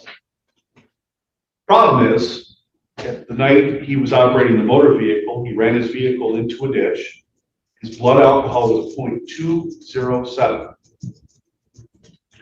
Well over twice the legal limit. THC was in his system at the time. He had no business being on the road at all. None. Sadly, he decided to make a decision to get behind the wheel. As a result of that, that's why he's here before the court today. Normally, in cases like this is a minimum year in the county jail, but the sentencing guidelines call for a maximum sentence of up to 6 months in the county jail.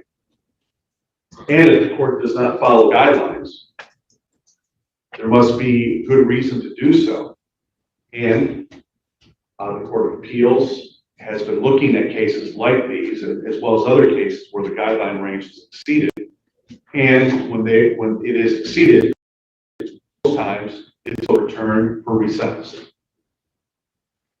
It's a whole new day, sadly, at least from this court's experience, because after 3 prior convictions, that should be enough to wake up and say, you know what, I won't do this again.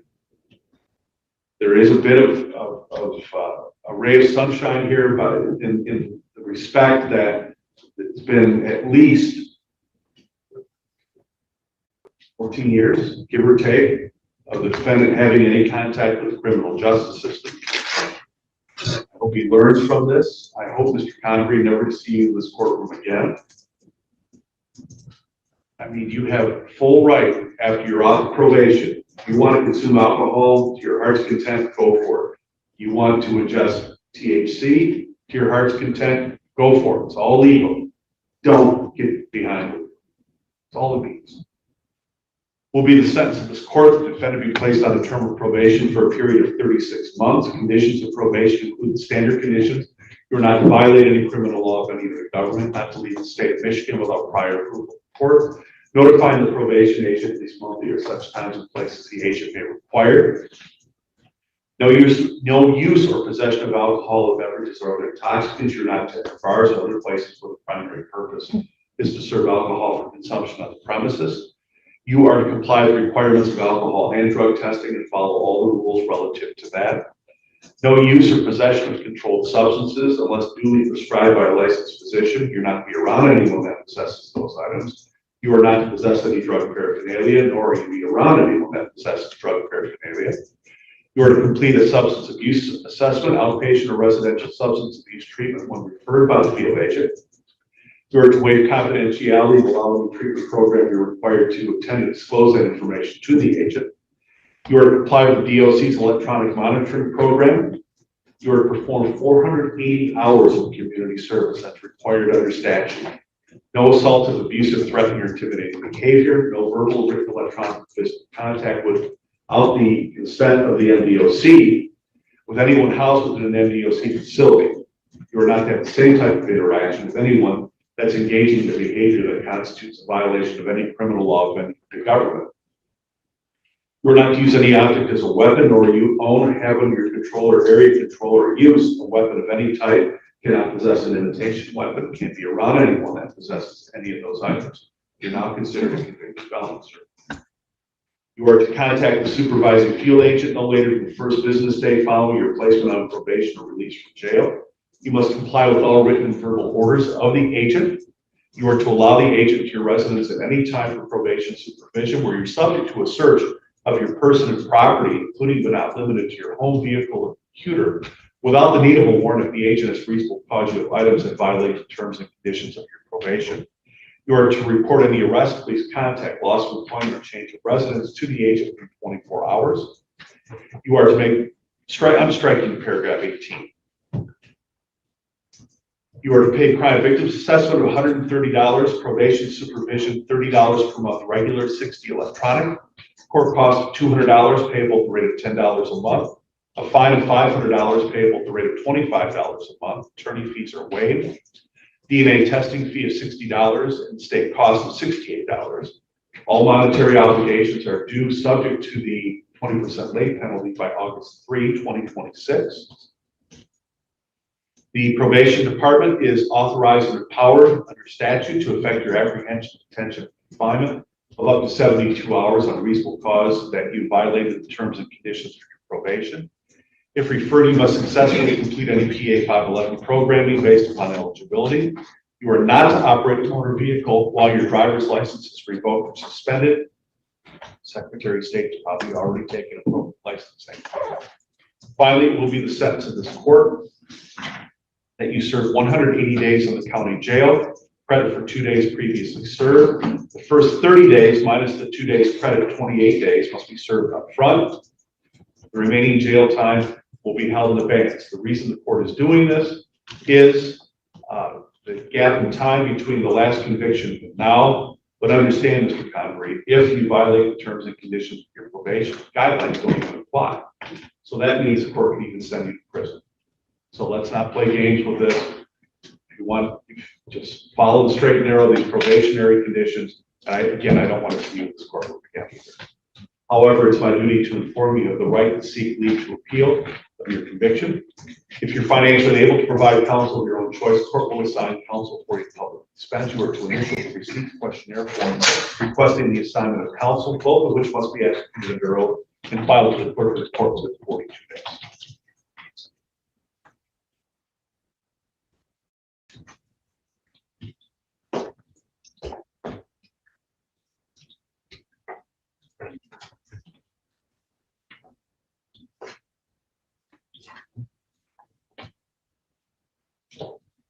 Your man in custody, the sheriff. Good luck. Halfway through TCF Live already on this Monday. I don't know how the time flies so fast, but it always does. Let's go to Texas. Say good morning to Judge West.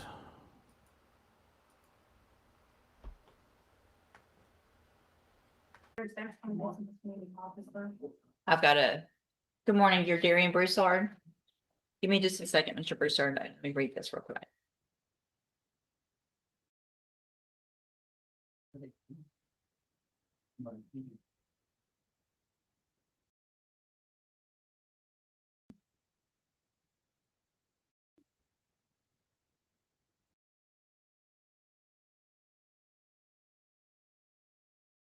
So when you were here last time, I had you go get a drug patch. Well, I know you did, but then you didn't go get it changed when you were supposed to. I had fired. What? And when I went to jail, I got fired for it. So, oh man. Have a seat in the jury box. Let's get you tested this morning.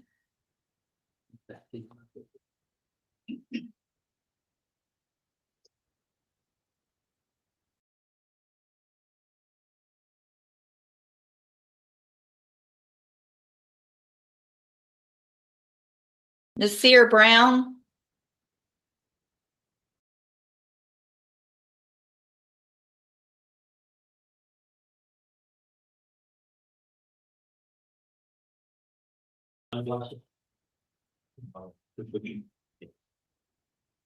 Are you Nasir Brown? I'm sorry. You got, you've been here before, but you have to speak up where I can hear you. Executing beneficiary of the trust in hand. Of the trust of what? Of the trust in hand, yeah. Of the trust in hand? Whose hand? What trust? The execution. Did you bring a copy of it? I wasn't able to get to the copy. I do have. Take the glasses off. I need to see your eyes, please. These are my prescription glasses. That's okay.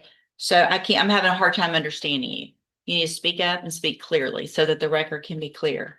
You were already here and I gave you an opportunity to try to go hire a lawyer for your 2 cases. Did you get a lawyer hired? Able to do it. Who'd you talk to? Made a few calls to the guy, wife. What's his name? Wife King? Mm-hmm. What's his name again? Who else? That's the lawyer that I chose. So if you chose him, you should have gotten him. I mean, he has the same, there's somebody that answers his phone every week. I understand. I know how it works. I told you to hire someone or visit with at least 3 lawyers. Made an attempt. You made an attempt? Okay. Did you go see Mr. Kimler? Did you make an appointment? Able to do that. Why not? I'm not in a position to go back and forth in front of a lawyer that's in this state that I'm not from. This is formal age. So here's the thing, Mr. Brown, I told you very specific instructions when you were here before that if you did not do what I asked you, then your bond would be raised and you would have to go back to jail, right? No. Yes, that's exactly what I say, because I say, you've heard me say it probably 8 times already this morning. So at this time, Mr. Brown, because you did not do what I asked you to do, or what I ordered you to do, I'm going to raise your bond. Challenge subject matter jurisdiction. That's overruled. Mr. Brown, I'm raising your bond to $100,000 in each of your cases for not following the court order. Go back with the bailiff. Go back with the bailiff. Go back with the bailiff. You're gonna make it worse if you don't. Yeah, respectfully, this is not a fair trial. You don't get to say respectfully and then be disrespectful. Go back with the bailiff. She started, don't make me lay hands on you.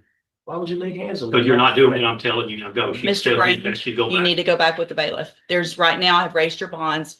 You have to go with the I am bailiff. not a threat to any officer. You through in, Judge? Yes, I'm through. I am not a threat to any officer. Let's go. Why are hands on me? Yeah. Why are No, I hands told being you, I told you I was gonna put hands on you. Why are hands being put on? Y'all see this on the camera? And right there, put your hands on the wall. Okay, put your hands on the wall, but you're not listening. Don't listen. I don't advise that.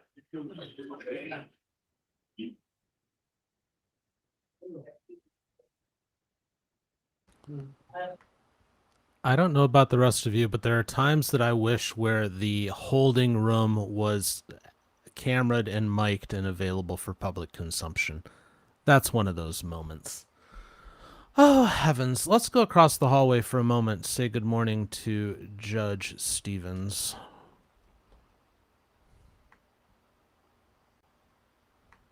We now call cause number 24 CR 1005, the state of Texas versus Donnell Kevin Anderson.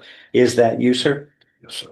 Present with your attorney, Mr. Vasquez, and the state's attorney. Does the defendant with a formal reading of the indictment and arraignment here? Can we proceed in summary? Yes, sir. In summary, this indictment alleges that on and about March 10th, 2024 in Jefferson County, Texas, you committed the second-degree felony of fraudulent use or possession of identifying information or items which were 10 or more, but less than 50 items, which constitute a second-degree felony. You also have 3 prior convictions, and it looks like that's in sequence, isn't it? So you had a third-degree felony in 90. This court for burglary of a motor vehicle, and it was the old days third-degree felony. And sexual assault in 91. After that, you committed aggravated robbery and were convicted of that in the court next door, 252nd in 2004. So you were looking at no less than 25 years to life imprisonment under this indictment.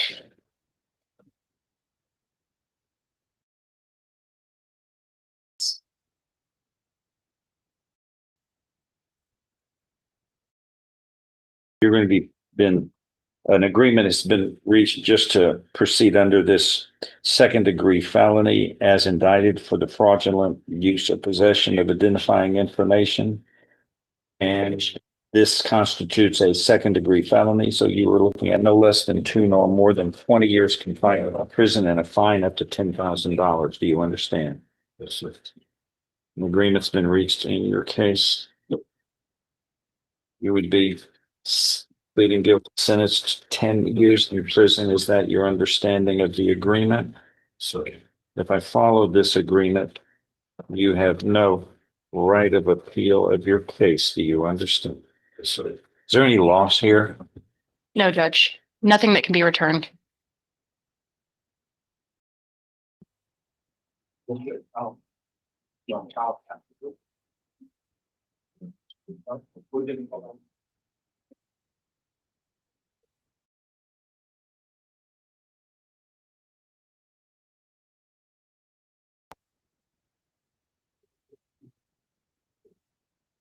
It's 8. Where does time go?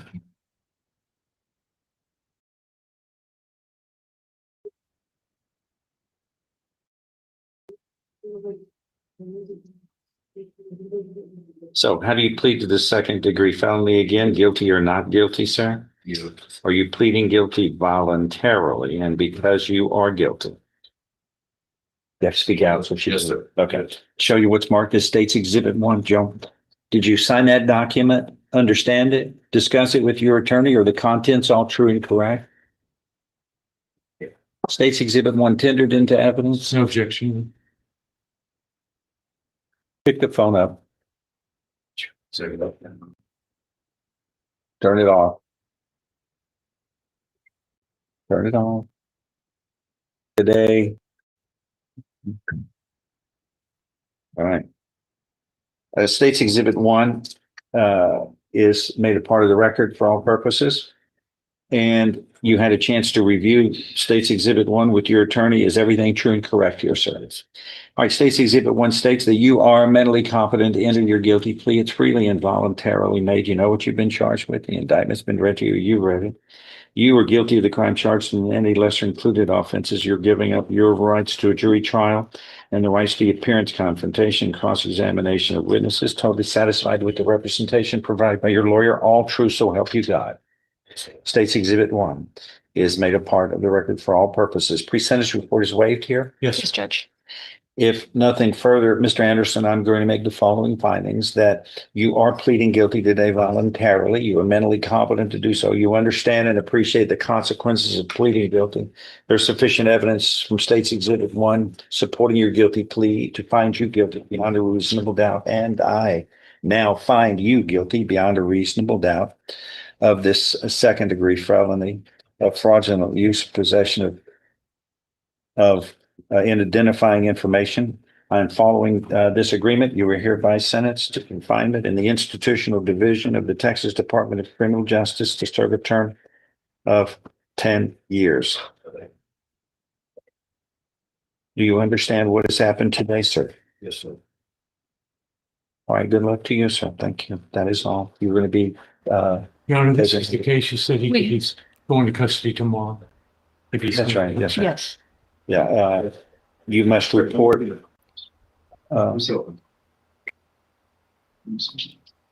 Yeah, don't bring the phone with you. Hey, Kendall, do you want him to report in here tomorrow at 9 o'clock or directly to the county jail? That's up to you, Judge. We can do. No, is it easier for him? Will the county jail know and have all the documents so that they can accept him and understand why he's there? Yes, sir. Yes. All right. All right, you need to report their honor before 9 o'clock a.m. Failing to do so is a violation of the court's order and could subject you to additional criminal charges. You have been found guilty. This is a final conviction. Additional criminal charges could add more time to this, which you don't want. So make sure you're not late. All right, sir? Okay, that is all. Thank you. Thank you, Judge. Okie dokie, friends. TCF Live on this lovely Monday. It's good to have you all here.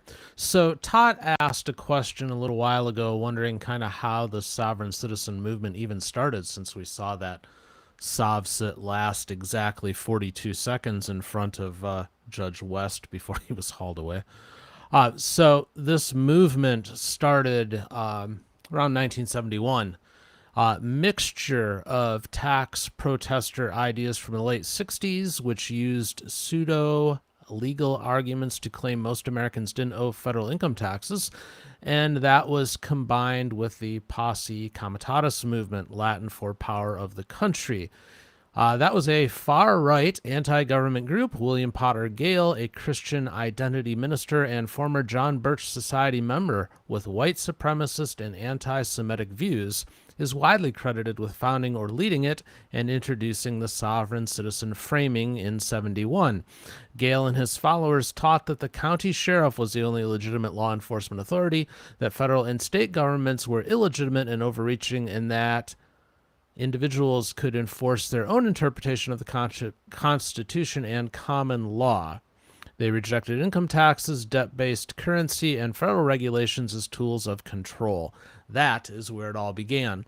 What is interesting to me is that it began with William Potter Gale, who is identified as a white supremacist, yet this movement has such power in the black community. That's weird. It's interesting how these things work out. You can tell me what you think in the comments. It's just, it doesn't make a lot of sense to me, but, you know, what do I know, I suppose. Okie dokie, let's go back up to Michigan, Judge Elmore. Ready? All right, folks, good morning. We are on the record today now for the 28th Circuit Court here in Wexford County. We'll begin today's docket call by taking up the case of the people of the state of Michigan versus Austin O'Connell. The case number here is 26-14276-FH. Lisa Dahl for the people. Good morning, Your Honor. Ryan Diegos appearing on behalf of Mr. O'Connell.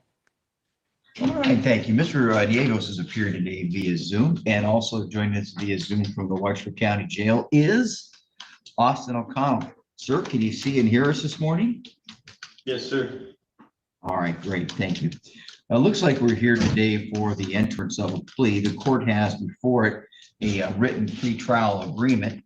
And Mr. O'Connell, is that what you think you're doing today, is putting in a plea? Yes, Your Honor. All right, please raise your right hand for me.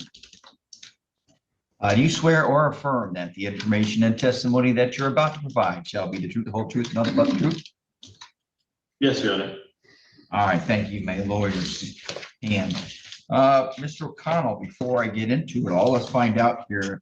Back on April 12th of this year, were you on probation, parole, or bond? I was on probation. And has there been a probation violation held for this, Mr. Nagels? There has, Your Yes. Honor. My client's aware that this will be also a violation of his probation with Judge Wiggins. Okay, great, thank you. So anything you say here today can be used against you as a probation violation in the district court. You understand? Yes, Your Honor. Thank you. Mr. O'Connell, you are currently charged right now on a felony information, which is just a charging document. And you are charged on there with 4 counts. I'm going to go over those counts, and then we're going to go over the pretrial agreement that I have here. Count 1 is a charge of unlawfully driving away of a motor vehicle. Now that is a felony punishable by up to 5 years, and the Secretary of State would suspend your license for at least 1 year. Now that charge is going to be dismissed. However, I see that you intend to plead guilty to an added count 5 of unlawful use of a motor vehicle, which is a 2-year high court misdemeanor, which means obviously the maximum punishment is up to 2 years and or $2,000. Yep, that's it for that one. Next, I'm sorry, and then if you do plead guilty to that, and I accept that plea, the 5-year felony will be dismissed. Count 2 is a charge of operating a vehicle while intoxicated or impaired as a second offense. For a second offense, that is a misdemeanor punishable by a minimum of $200 to a maximum of $1,000, and then a minimum of 5 days with a maximum of up to 1 year in jail, plus a minimum of 30 days of community service with a maximum of up to 90 days. Additionally, the Secretary of State may take actions and sanctions against your license. I'm told today that you're going to plead guilty to that offense as well. Now, the next 2 offenses I see are going to be dismissed, but I still need to go over them with you. Count 3 is failure to report an automobile accident, and that's a misdemeanor punishable by up to 90 days and or up to $100. Again, that charge will be dismissed. And then count 4 is a charge of operating a vehicle while your license is suspended, denied, or revoked. And because it looks like you've had at least 1 or more of those offenses in the past, that is a misdemeanor punishable by up to 1 year and or up to $1,000 plus vehicle immobilization. Again, that charge will be dismissed. So again, out of all that, you're pleading guilty today to 1 misdemeanor called operating while intoxicated as a second offense, and then 2 to a high court misdemeanor called unlawful use of a motor vehicle. While it's called a high court misdemeanor, it can still have impacts future if you ever have any other criminal convictions. It can count as a felony for habitual enhancements. It's one of those things I don't understand it, but the legislature calls it a high court misdemeanor, but it walks like a duck and talks like a duck. is basically almost a felony and a lot of other considerations. So far, is that what you thought you were doing today, sir? Yes, Your Honor. All right. So what I have here is a written pretrial agreement, and it's signed by the parties. And I see that it's got a notation on it that your counsel signed it on your behalf with permission. And it's relatively simple, but did you go over that written agreement with your counsel, sir? Yes, Your Honor. And I have no doubt that he has, but has Mr. Nagels been available for you to talk, ask questions, talk to you about the law, talk to you about the facts, and give you options? Yes, Your Honor. And are you satisfied at this time with his representation? Yes, Your Honor. All right, thank you. Counsel, did I get the terms of the pretrial agreement correct, Ms. Dahl? Yes, Your Honor. All right, and Mr. Nagels? You have, Judge. All right, thank you very much.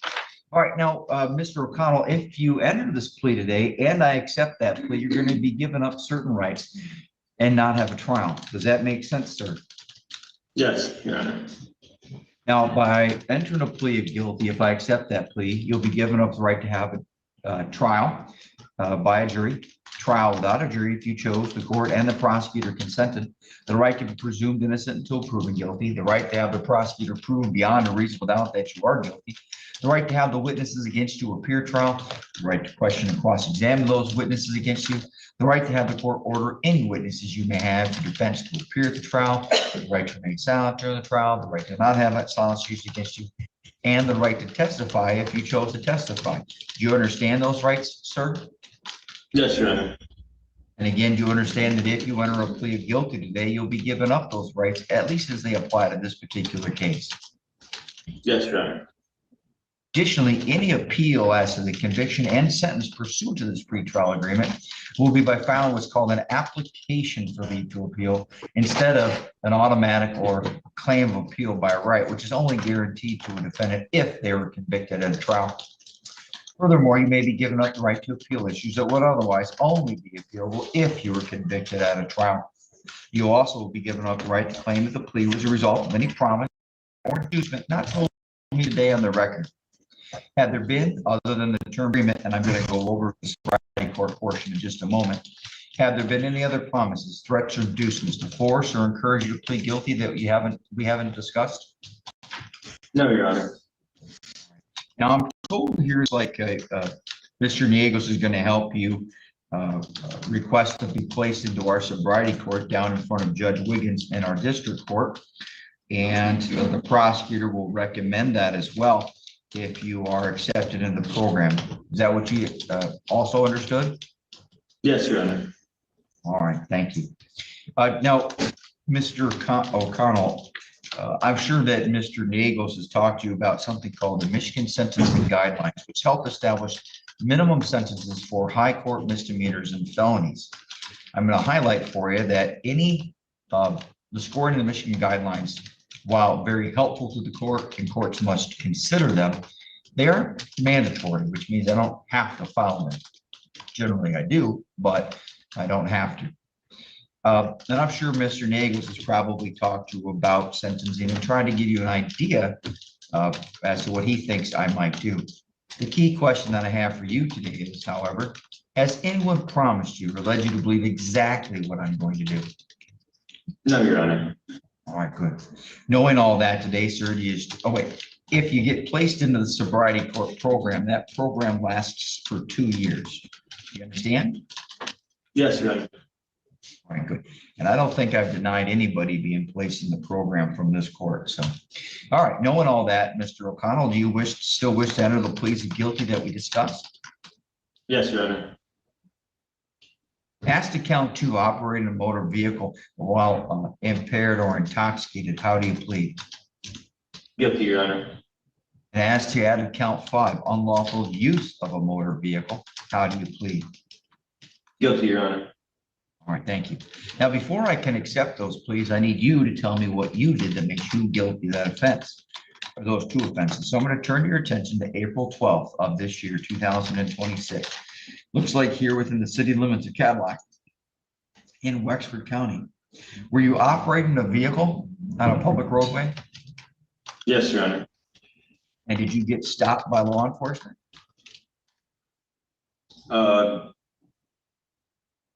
I returned home. Go ahead. I'm sorry, you went home first? Yeah. All right. Well, why don't you just go ahead and tell me, let's start off. Whose vehicle were you driving that day? It looks like it's a 2003 Chevy Silverado. Yeah, it was the roommates. All right. Now, did that roommate, was it Ramiro Yarmouth? No, it was Thomas. All right, so you borrowed a vehicle from a person named Thomas, and you didn't have, whoever owned the vehicle, you didn't have permission to take that vehicle or drive away with it. Is that correct? Yes, Your Honor. All right. Now tell me about this operator while intoxicated. It's over on Wheeler Street, I see here in town. What happened there? I was drinking and driving. All right. And how much had you had to drink before you operated that vehicle on that public roadway over on Wheeler Street? Too much. Okay. You know what? That's about the first time anybody's honestly answered it that way. They normally say, oh, a couple or I had two. All right. Well, thank you. Ms. Dahl, intoxilizer results or blood drawn? We have blood results of 0.167. Thank you. Mr. Nagels, does the defense stipulate for the use of that? We do, Judge. Thank you. All right. Thank you very much. Also, Mr. O'Connell, is it true that you were only about a year ago, you almost celebrated an anniversary? On April 28th of 2025, last year, you were convicted of operating while intoxicated or impaired down in 84th District Court? Yes, Your Honor. All right, thank you very much. Ms. Dahl, do you believe the defendant provided a factual basis to support the two pleas? Yes, Your Honor. Are you aware of any other promises, threats, or inducements? I'm not. And you believe that the court thus far is in compliance with clause 6.302? Yes, Your Honor. Mr. Nagels, do you agree with all three? I do. Thank you. The court agrees and finds the defendant's plea today is made freely, knowingly, and voluntarily. The court further finds that the testimony provided by the defendant under oath on the record satisfies the required elements of proof. Therefore, the defendant is found guilty of count 2, operating while intoxicated as a second offense, and added count 5, unlawful use of a motor vehicle. The other counts will be dismissed at the time of sentencing. Mr. O'Connell, because this case involves both the potential referral to the sobriety court and also there's a high court misdemeanor, a report called a pre-sentence investigation report must be prepared. One of these reports is prepared by an agent of the Michigan Department of Corrections anytime someone is convicted of a felony or high court misdemeanor in any state court here in Michigan. That report will include a description of the offense, description of the pretrial agreement, any statements or information you make or provide while it's being prepared, information about any prior criminal history, information about your prior performances on bond, probation, and so forth. It will also include a recommendation as a sentence. Please keep in mind that that recommendation is just that. It's a recommendation. It's not binding on the court. It will also include a scoring of the guidelines, which once again, I told you are not mandatory, but they are an important factor for the court to consider. There are 3 steps that involve you in the preparation of this report. Number 1, you're going to get a packet from the jail there. You're going to complete it and turn it back in. That packet will ask a lot of information about you, where you live, work, education, things like that. Also, you'll have an interview with an agent from the Department of Corrections, and you have the right to have Mr. Nagels present during that interview.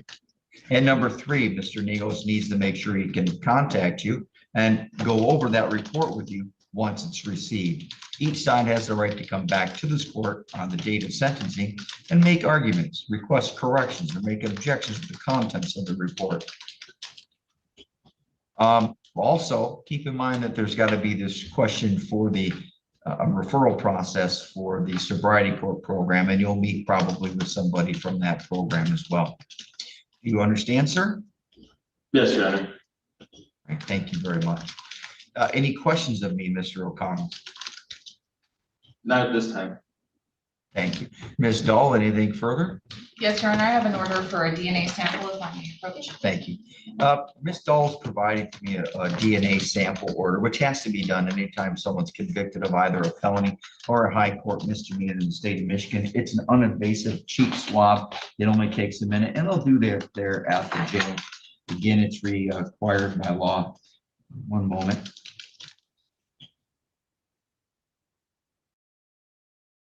All right, thank you.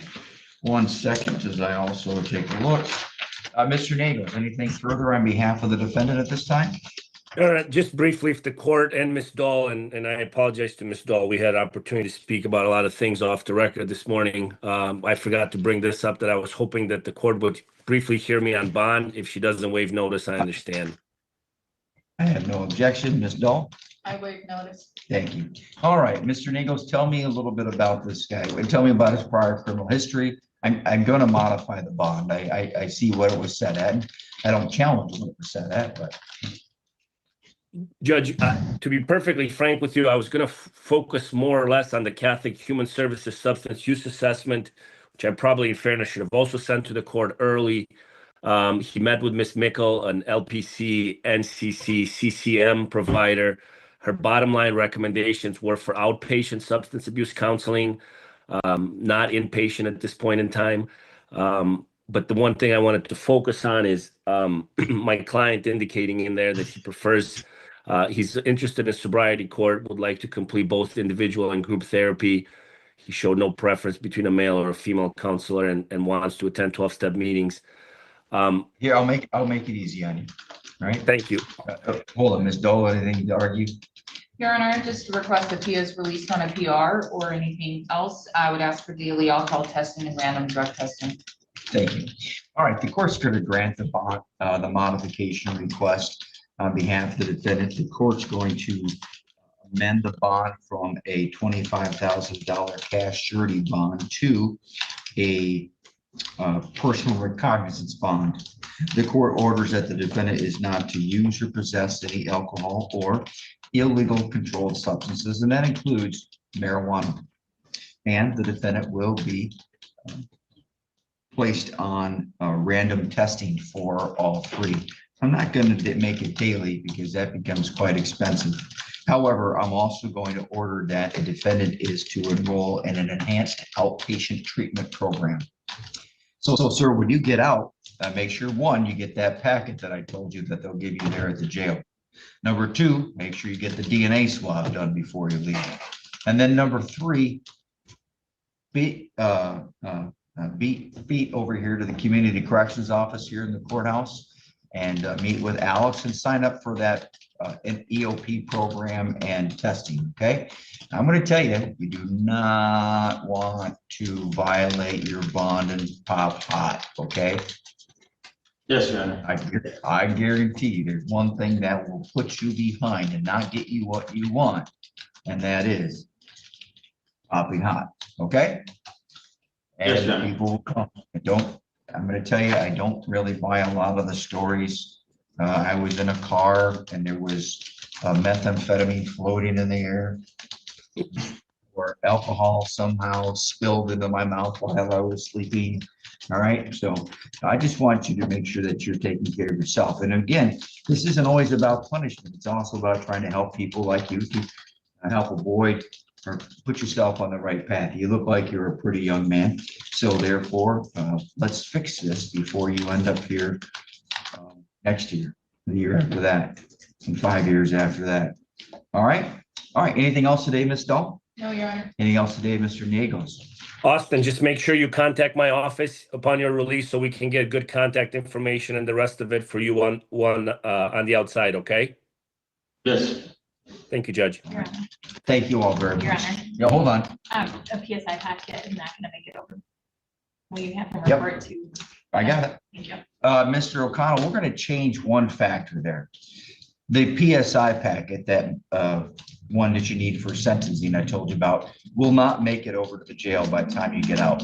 So when you come straight from the jail over here to the courthouse and you go to community corrections, which is on the first floor, when you stand in front of that window and you see Alex, you wave at her, take care of that, and then do an about face. and take 4 steps forward, and then you're gonna smack your face into the door for probation or parole, okay? Okay. All right, good. Now, don't really smack your face. Thank you. We're adjourned. It's TCF Live on a Monday now in hour 3. This morning is moving by really, really fast. Let's stay in Michigan, but let's go to Judge Middleton. Looks like he's going to do a sentencing.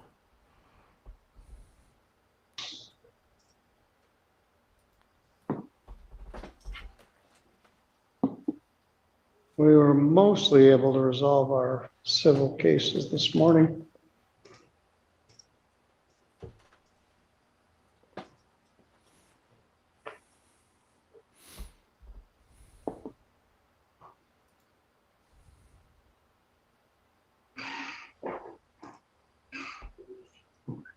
All right, I have to get back into non-translator mode here, where we can speak in full sentences. Let's return to what we started. People versus Mark Bradley Wittenberg, file 251382 SD, as I indicated, originally alleged operating with a high blood alcohol level or while intoxicated. That matter was reduced to a charge to impaired driving. Defendant entered plea. Oops. Oh.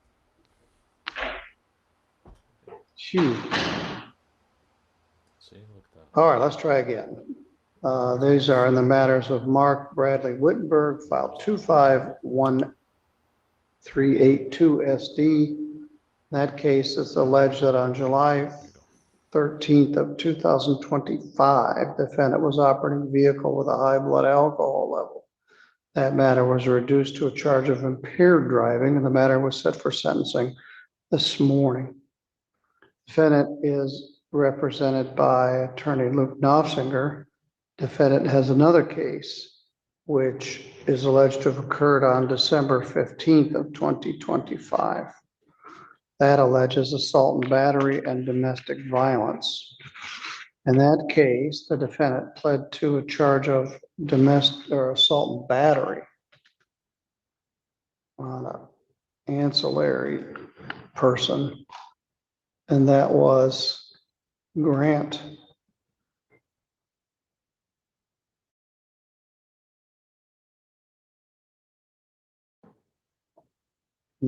Gage Knight. Both matters were set for sentencing today. Mr. Knopfinger indicated he was going to ask for Holmes youthful trainee status in the assault case. Daniel Frazine drew the ticket for the screening and sentencing and has prepared a very good screening report in this matter. I was looking at this. I'm always distressed when it takes a long time. This took all the way from last July to June. It took 11 months to get here, and I'm not really sure why. It was originally assigned to Judge Pattison, and it got adjourned a couple of times. It was set for jury trial in January. I'm not sure what happened. At any rate, it was set for jury trial on my docket in April, and the matter was resolved and set for sentence here today. He actually entered a plea on May 11th. I'm not sure what took so long, but anyway, we're here. So let's start with the drinking driving case first. And this is helpful. Both of these are state statute cases, and Abby Stoll is here for the prosecutor's office, and she's got the big picture.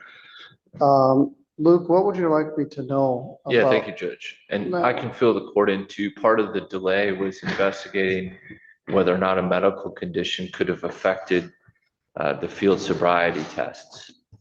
So there was a collection of medical records, so on and so forth. So that contributed to that delay.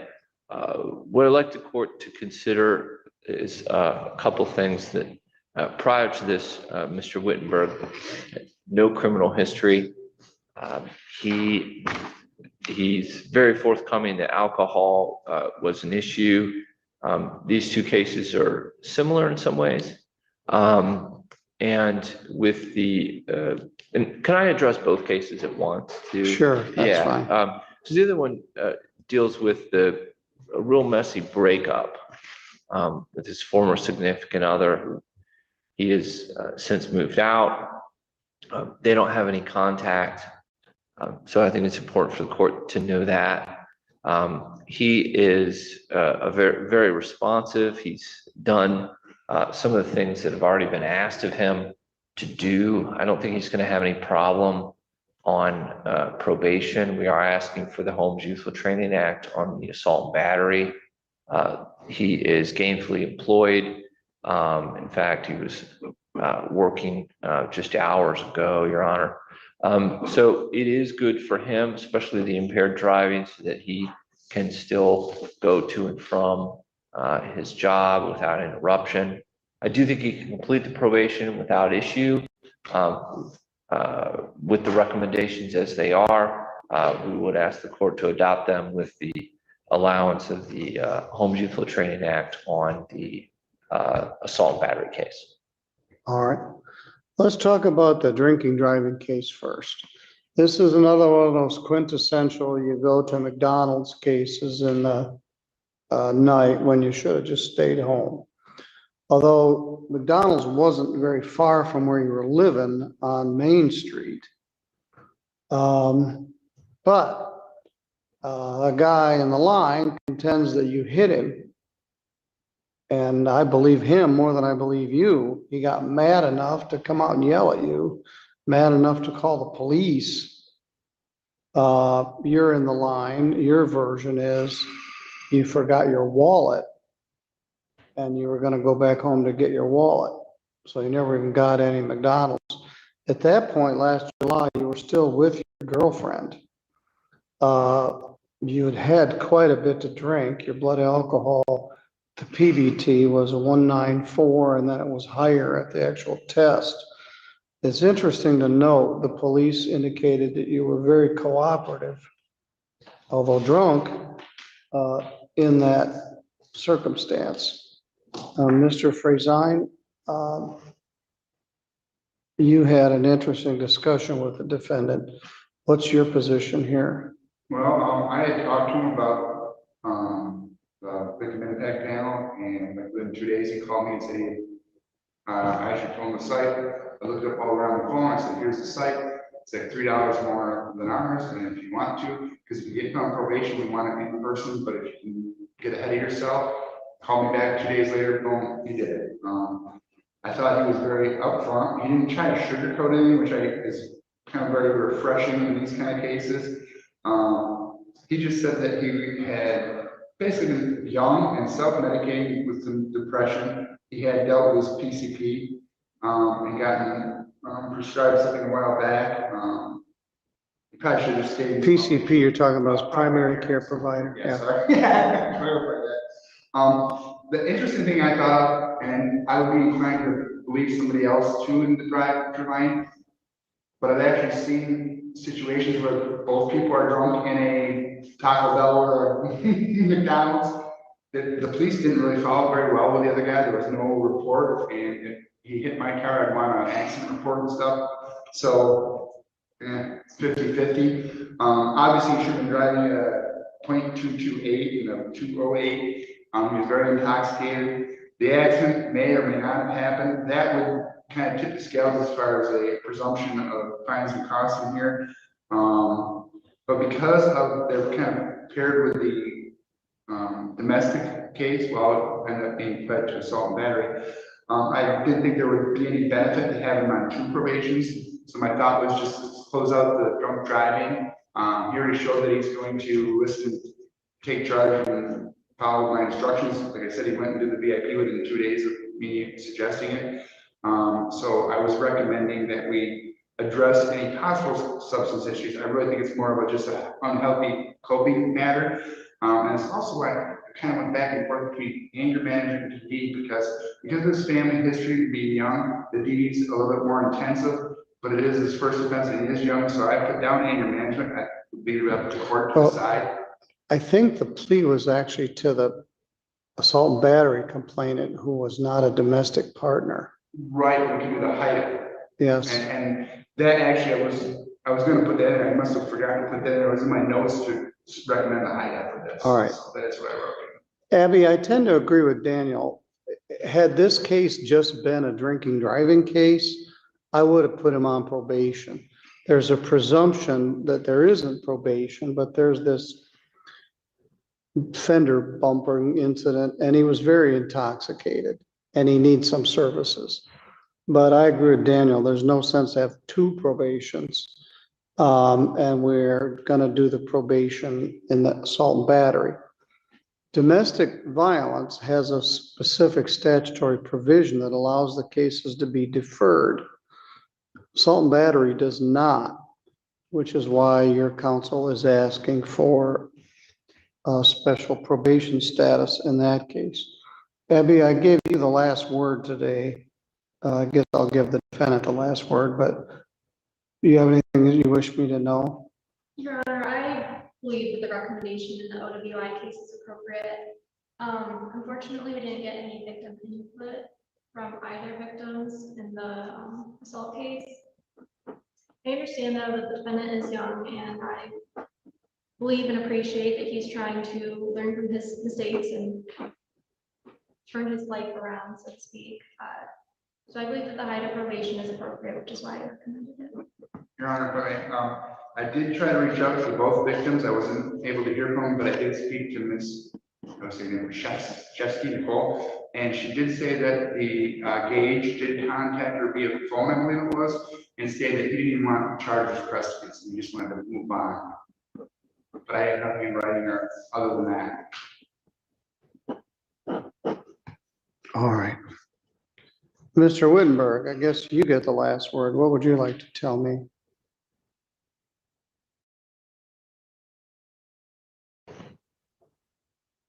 You don't have to say anything if you don't want to, but both your lawyer and your probation officer were impressed with your ownness.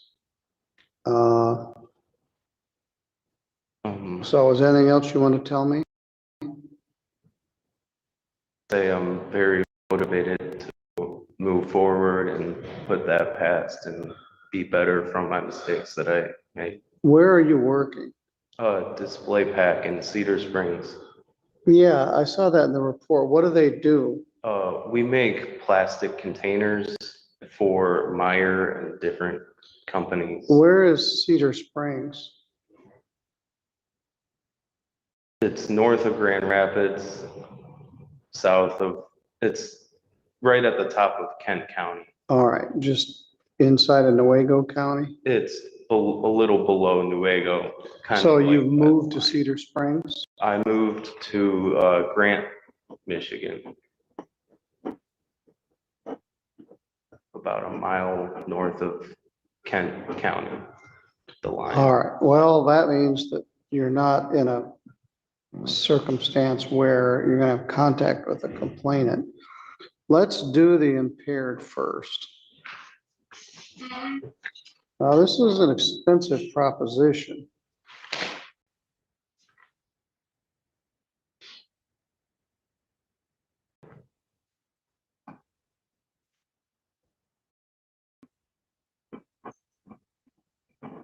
This happened a year ago. I'm gonna do, normally I might have done something different, but I'm attaching this to the other case. So 1 day jail credit, 1 day. There's no probation in this case. There is a $300 fine and $125 of minimum costs, which is $425. We'll make it due as part of probation. Concurrent with the assault and battery charge, 2588.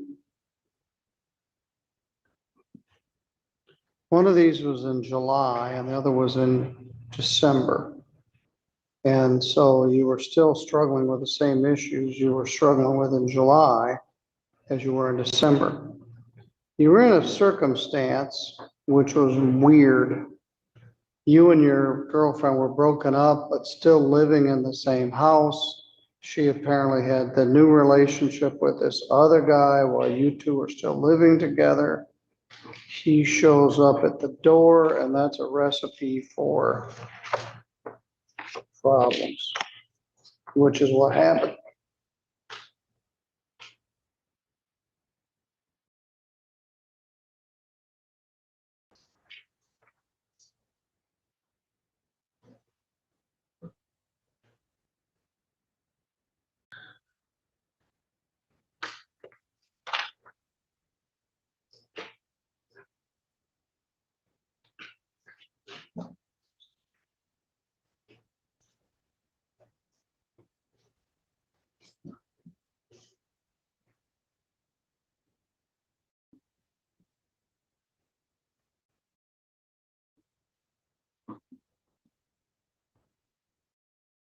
In the assault and battery case,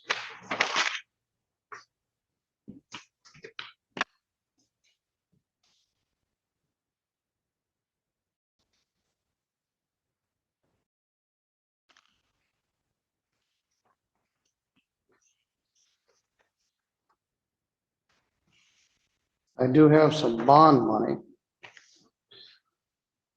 He got arrested on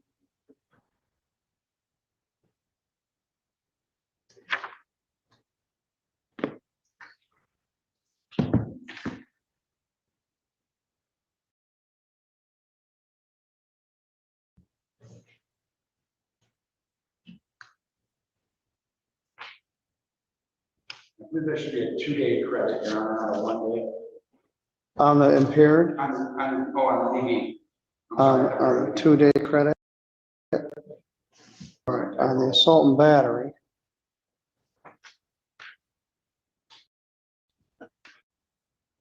I have 1 day to do it, Your Honor.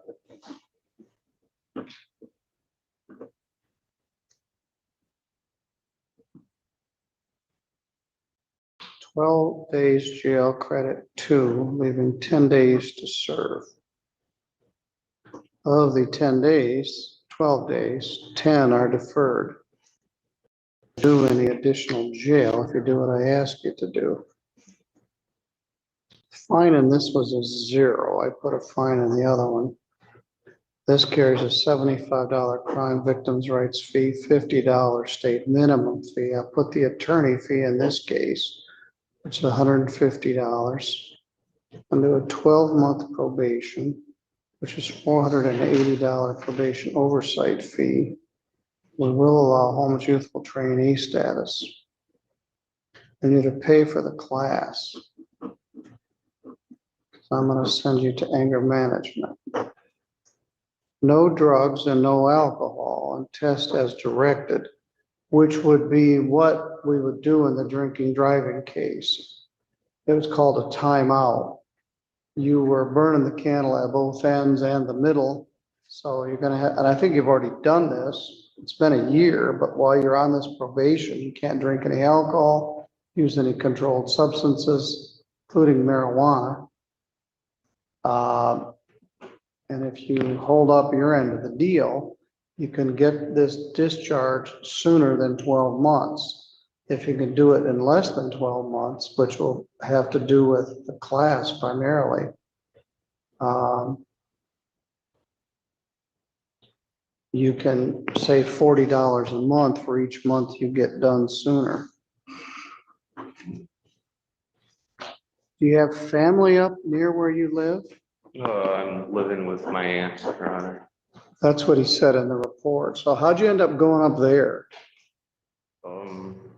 I just talked to her about it, said it would be better for me to get out of sort of the environment that I've been in. Sometimes that's a great plan. Sometimes you take your problems with you.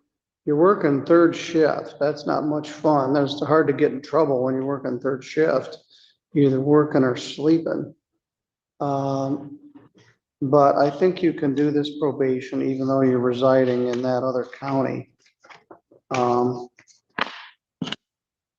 I want you to go with Daniel. Now, he may be able to do this course online. And Well, you, I think we already talked about that. There's not meetings up there. all right, we'll work on that. All right, Mr. Wittenberg, do you have any questions? No, Your Honor. All right, this is a combination of a assault and battery and OUIL, and I think we got all the conditions we need in the case you're on probation on. The impaired will stay on your record. That's not part of the home's probation. Will restrict your license, which is better than suspending it.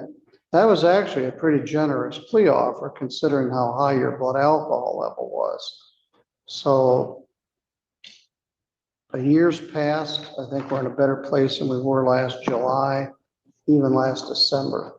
You go with Daniel and he'll get you plugged into what you need to do to complete this probation.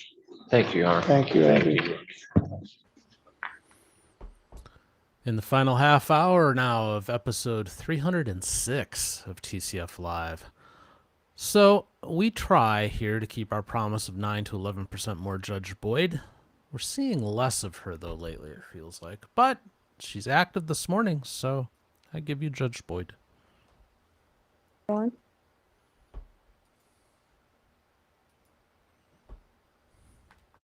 found it.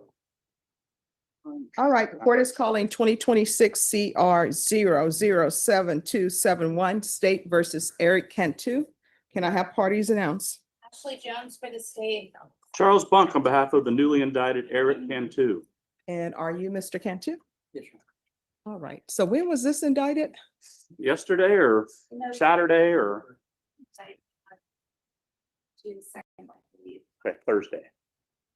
All right, so Mr. Bonk, on this case, before we get to your motion, do you have all your discovery? As far as I know, yes, based on the other hearing, I have all the discovery we had from the MTR hearing. If there's anything new, I do not have anything in addition to that. All right, so what I'm going to do first is I'm going to set this for a jury trial and a plea deadline date. Yes, Judge. So do y'all want this set for tomorrow? Because if y'all want it, if counsel, if you're ready tomorrow. I'm ready tomorrow. All right, this come back for jury trial tomorrow. All right, then now, and then on that day, I'll address the GPS. On the GPS, is it tracking? What is it? It's full house arrest, Your Honor. All right, then I'll hear evidence on removal. Okay, Judge, on this time, on behalf of Mr. Cantu, I'd ask the court to, as I'm sure the court does, remember the testimony from the hearing. Mr. Cantu was sentenced. He is currently on parole. So he reports to his parole officer regularly. He's upon release on parole, he was the monitor that was in place for the newly indicted case was reapplied. And we're asking him to considering all the events in play to consider removing the motion, to removing the monitor, allowing him to report to pretrial as directed and can comply with the terms and conditions of pretrial and parole, which I think are certainly satisfactory. All right, any objections to the removal of GPS? Yes, sir.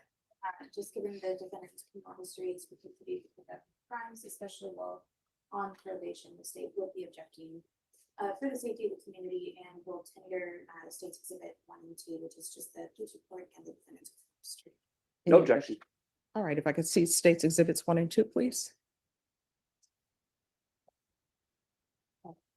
Sure.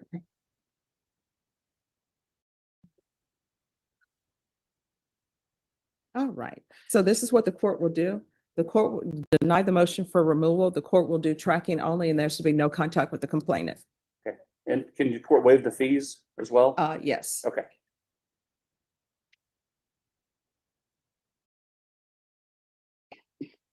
And actually, the state is doing jury selection this afternoon.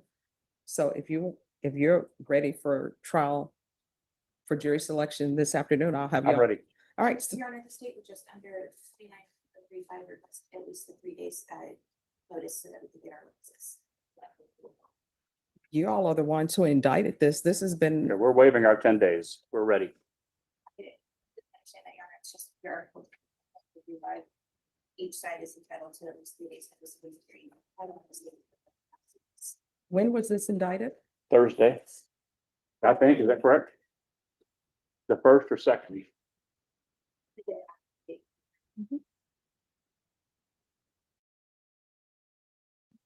Right, it was indicted June 1st. So when you indict it, it's set for jury trial. So that's June 1st, and we are now at June 8th. I'll see y'all back this afternoon Yes, Judge, we'll be here. for jury selection. All right, thank you. Holy speedy trial, Batman. And that lawyer is incredibly confident. This was indicted a week ago, and he's like, yeah, let's go. They're going to do jury selection this afternoon. That is crazy. We talk a lot about how speedy trial really isn't a thing. It's a thing here. So listen, we won't be live this afternoon, but I'm going to keep my eye on jury selection, assuming she streams it, and just kind of see what's what. And yeah, because I'm curious. All right, let's go back to Judge Prill, new contestant. 470-155 FH, time and date set for sentencing. The defendant is present, represented by attorney Michael A. Morosky. People are represented by prosecuting attorney Timothy J. Rakowski. The defendant had pled no contest operating while intoxicated third offense and allowing an unlicensed operator to operate second or subsequent offense. Those pleas were entered on September 9 of last year, actually 2024. A pre-sentence report has been prepared, dated October 14, 2024. And Mr. Morosky, have you and your client had the opportunity to review that document? Your Honor, may we approach? Yes. Mr. Rakowski and I. Wait a minute.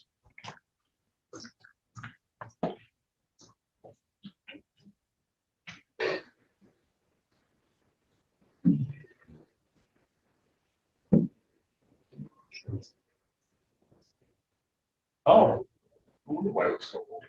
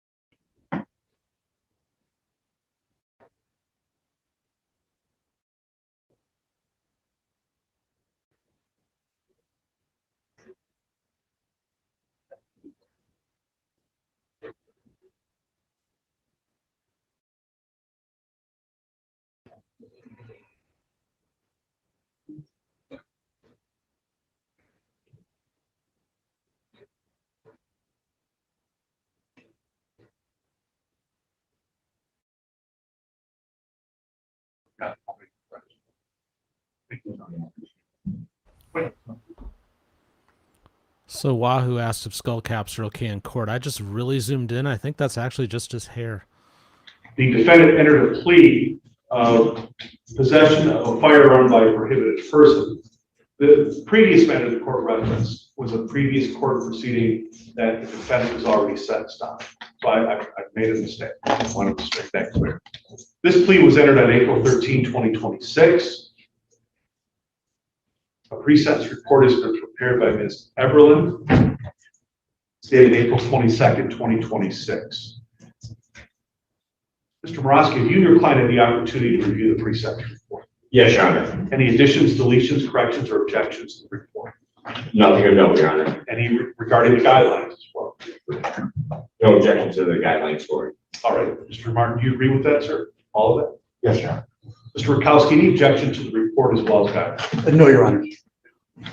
Mr. Morosky, what would you like to say on behalf of the defendant before the court imposes sentence? Thank you, Your Honor. Mr. Martin has been involved with Regional Sobriety Court since the last case that was previously mentioned on the record. Mr. Martin has taken full responsibility for the situation here, for the incident. He continues to make progress at the Regional Sobriety Court. He continues to work on himself. He continues to work on his mental health. He has great support by that team. I've provided the court with a letter from the counselor to the court and Mr. Rakowski. Your Honor, we read the recommendation. Mr. Martin has made steady progress. There have been some bumps in the road. Now, this situation is unrelated to the situation that has him here on probation. And we asked the court to sentence Mr. Martin to the low end of the guidelines, allow him PA 511, Your Honor. Thank you. Does your client wish to address the court? He does. Sir, would you like to say?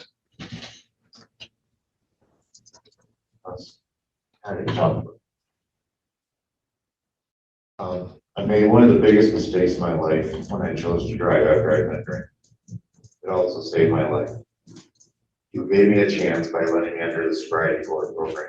I made the decision to use it to its fullest. I took the therapy serious, and I opened up some things from my past that I had a hard time coping. Sobriety court team, my probation officer, my caseworker, my therapist, and the judge helped me through this. Helped me through so much, it's hard to explain my gratitude. Unfortunately, they couldn't fix the dark place that I found myself in. While the rifle wasn't mine, I did keep it where it was for one reason, to put it bluntly. I was planning to end my life with it. Fortunately, the team recognized this.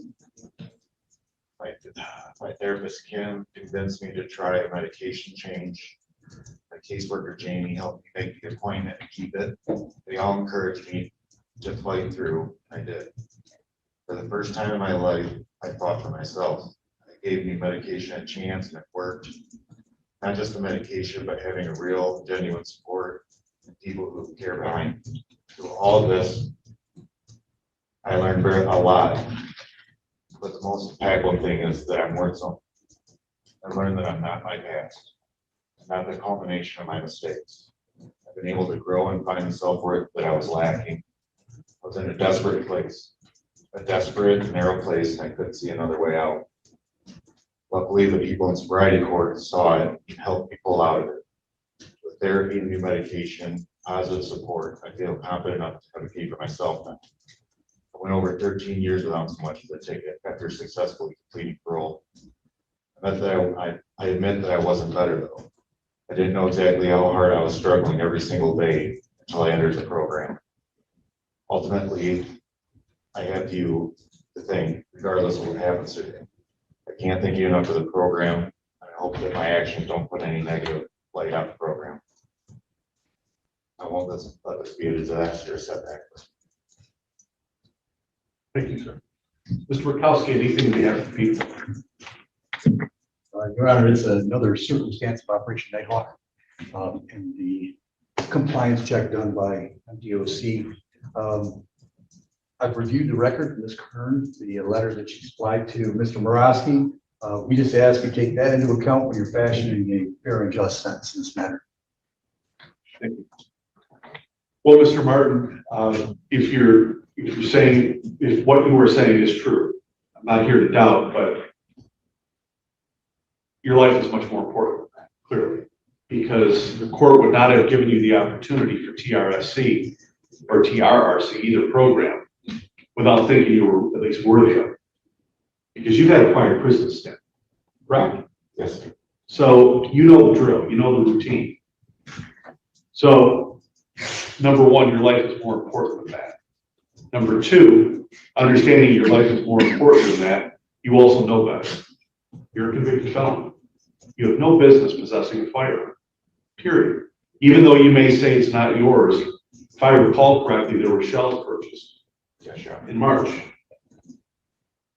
And you're not even supposed to have that. Your guideline range, frankly, calls for a minimum prison term of 14 months. That's what it calls for.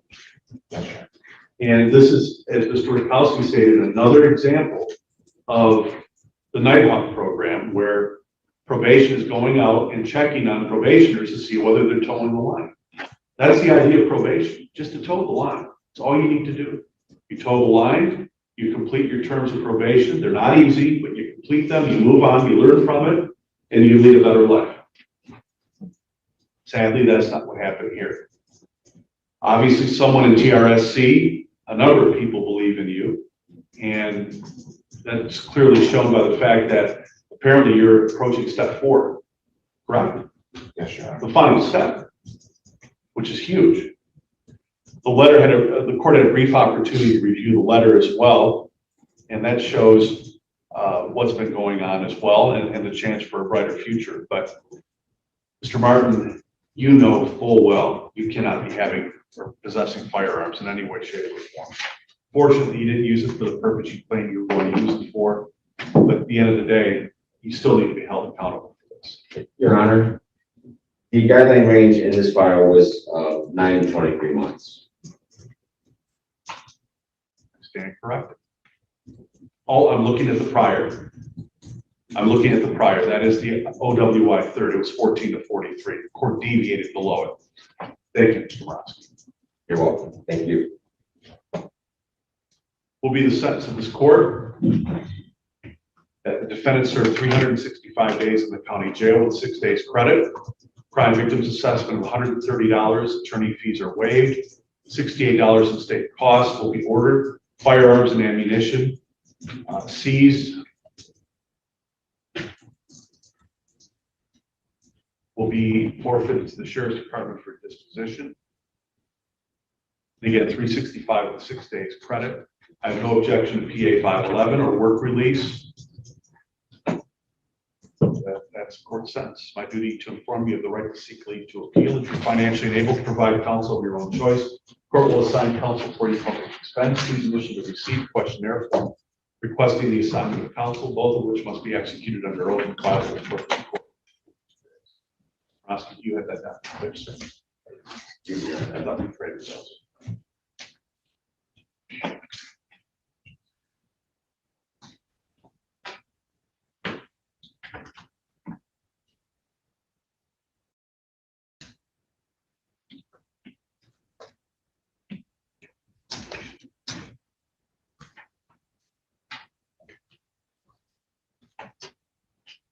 And the custody of the sheriff. That'll be off the record. Alrighty, friends, TCF Live, about 15 or so more minutes to go. Let's head back to Texas and Judge West. Mr. Colbert, don't wear sweatpants to court. Oh, I'm sorry. It's felony court. You need to dress appropriately. All right. So were you able to get someone hired? I was told I was supposed to go with Mr. Ernick, but Mr. Ernick was up on me, so I talked to Mr. Bailey, and he has a girl named Haley out there. Haley, paid her, and she told me she wasn't gonna be able to take the payment because the court date was so close. Right. So she told me to make a payment this week to start up a payment plan. Okay. And reset if I get one. Sure. And then she'll take it from there. And it's Haley. I don't know her last name. I'll have to call Mr. Bailey. Simmons? I think Does so. that sound right? The Jensen Bailey, something like that. Okay. It's all right. If you'll just make a notation, Kim, on there that he's going to hire, I think it's Haley Simmons, just maybe a question mark with Jensen Bailey's name beside it also. You need to get someone hired before that next court date. Okay? Step in front of the clerk. Hi. No, I'm glad you did because I couldn't, and I knew it. I just couldn't, and for the longest time I had it on the sticky note. Because I had yeah, I don't know another one. Wesley Mac. Yes.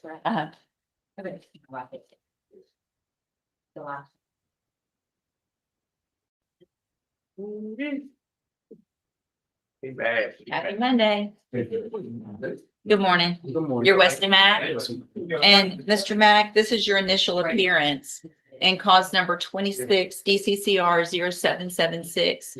You're charged with the 3rd-degree felony offense of tampering or fabricating with physical evidence, and that's from March 15th of 2026. Since you've made bond in your case, have you had an opportunity to try to hire a lawyer? So what I'm going to do, Mr. Mack, is reset your case for about 30 days to give you some time to try to hire someone. If you get someone hired before that next court date, just bring the reset notice that you get today to that lawyer. They'll tell you what to do. If you're unable to hire someone before the next court date, then I'm ordering you to visit with at least 3 lawyers. They all charge different amounts at different payment plans. Bring me those names of the lawyers you've talked to when you come back, so I know you're trying, and then we'll discuss your options. If you don't do that, then when you come back, you run the risk of me raising your bond for not following the court order, and you would go back to jail. Do you understand? You'll step in front of the clerk right here. She'll give you that reset notice. Sierra Mitchell.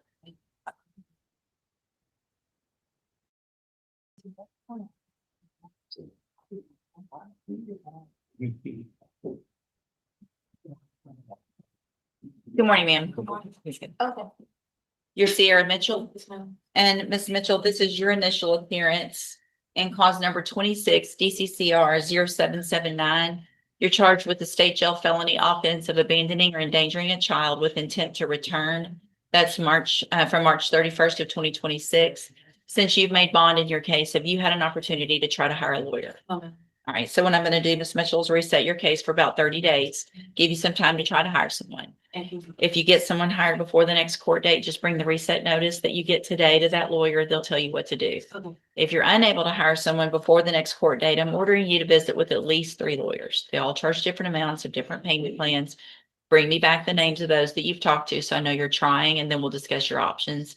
If you don't do that, then when you come back, you run the risk of me raising your bond for not following the court order, and you would go back to jail. Do you understand? Yes, ma'am. You'll step in front of the clerk right here. She'll give you your reset notice. Oh, chocolate today. It is. Okie dokie, friends, let's do this. Let's head back up to Judge Prill one more time, because quite honestly, his has been the most active court, and we will finish our day off there. Over to H.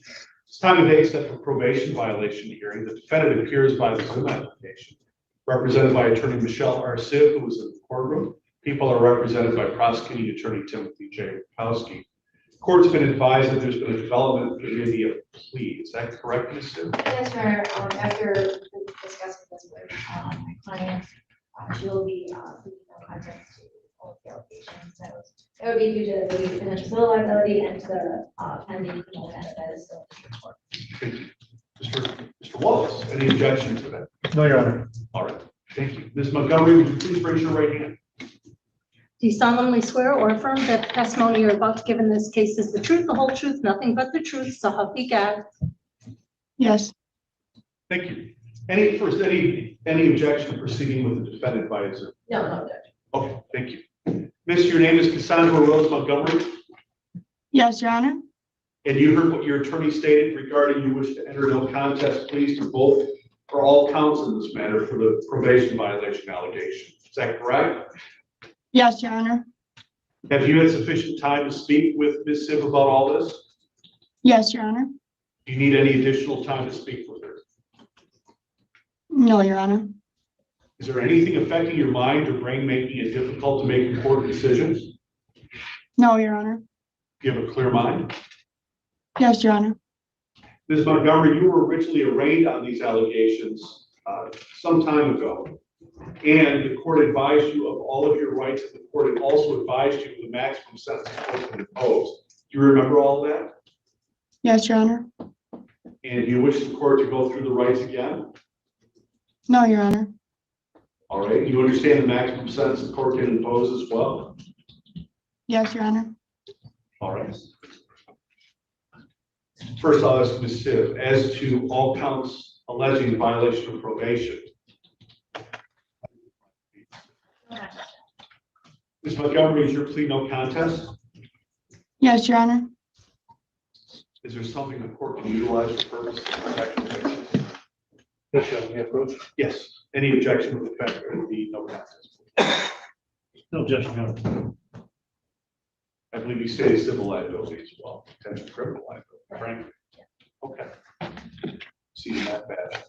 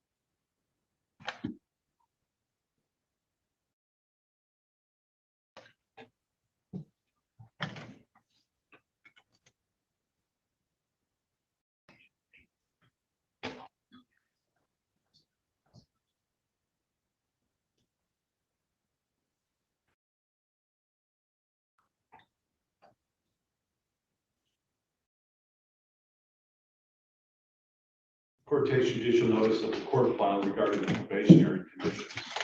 Court finds that based upon review of any objection to People's 1 being admitted. So if I failed to ask that. No objection. People's 1 is admitted. After review of that document, which is Bad Axe Police Department Incident Report 26-1110, court finds clearly that the defendant was involved in a domestic matter, assault matter, that is. Alcohol had been consumed. Also, there's a probationary condition regarding Mr. Montgomery. Clearly, it's a violation of criminal law of any unit of government. As a result, the court finds the defendant guilty of probation violation, preponderance of the evidence standard. The court will accept the pleas done freely, voluntary, and understanding as a result. We're looking at well, we have a pending file here as well, I believe. That is correct, yeah. So I'm assuming we're looking at sentencing down the road. I would believe so, yeah. I would see to this. Yes, if we could do July 20th for the probation violation. Is that acceptable? July.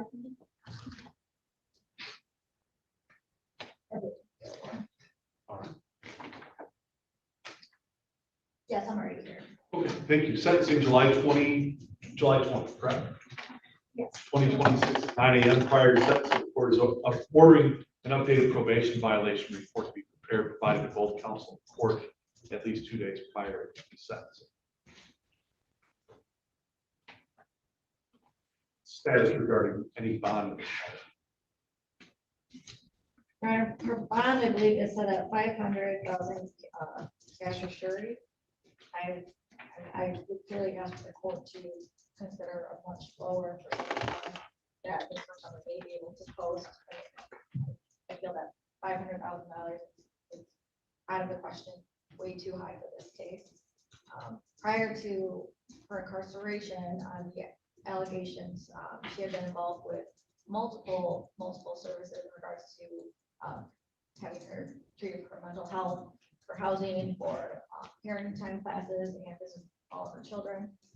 It is ordered that if she were to post bond, that she would put on sober link. So I feel like that would be something that the court could look at, as to not being as concerned in regards to I don't know if it's danger to the community or whatnot. This Montgomery is clearly not a flight risk, but in regards to the use of the community, it seems that whenever if there's alcohol present, the allegations arise out of conduct because of that. So with the sober link, the court wouldn't have to be concerned about that. So just based on that, again, I would ask for a 5 to 10,000, 10% on something appropriate that could be posted.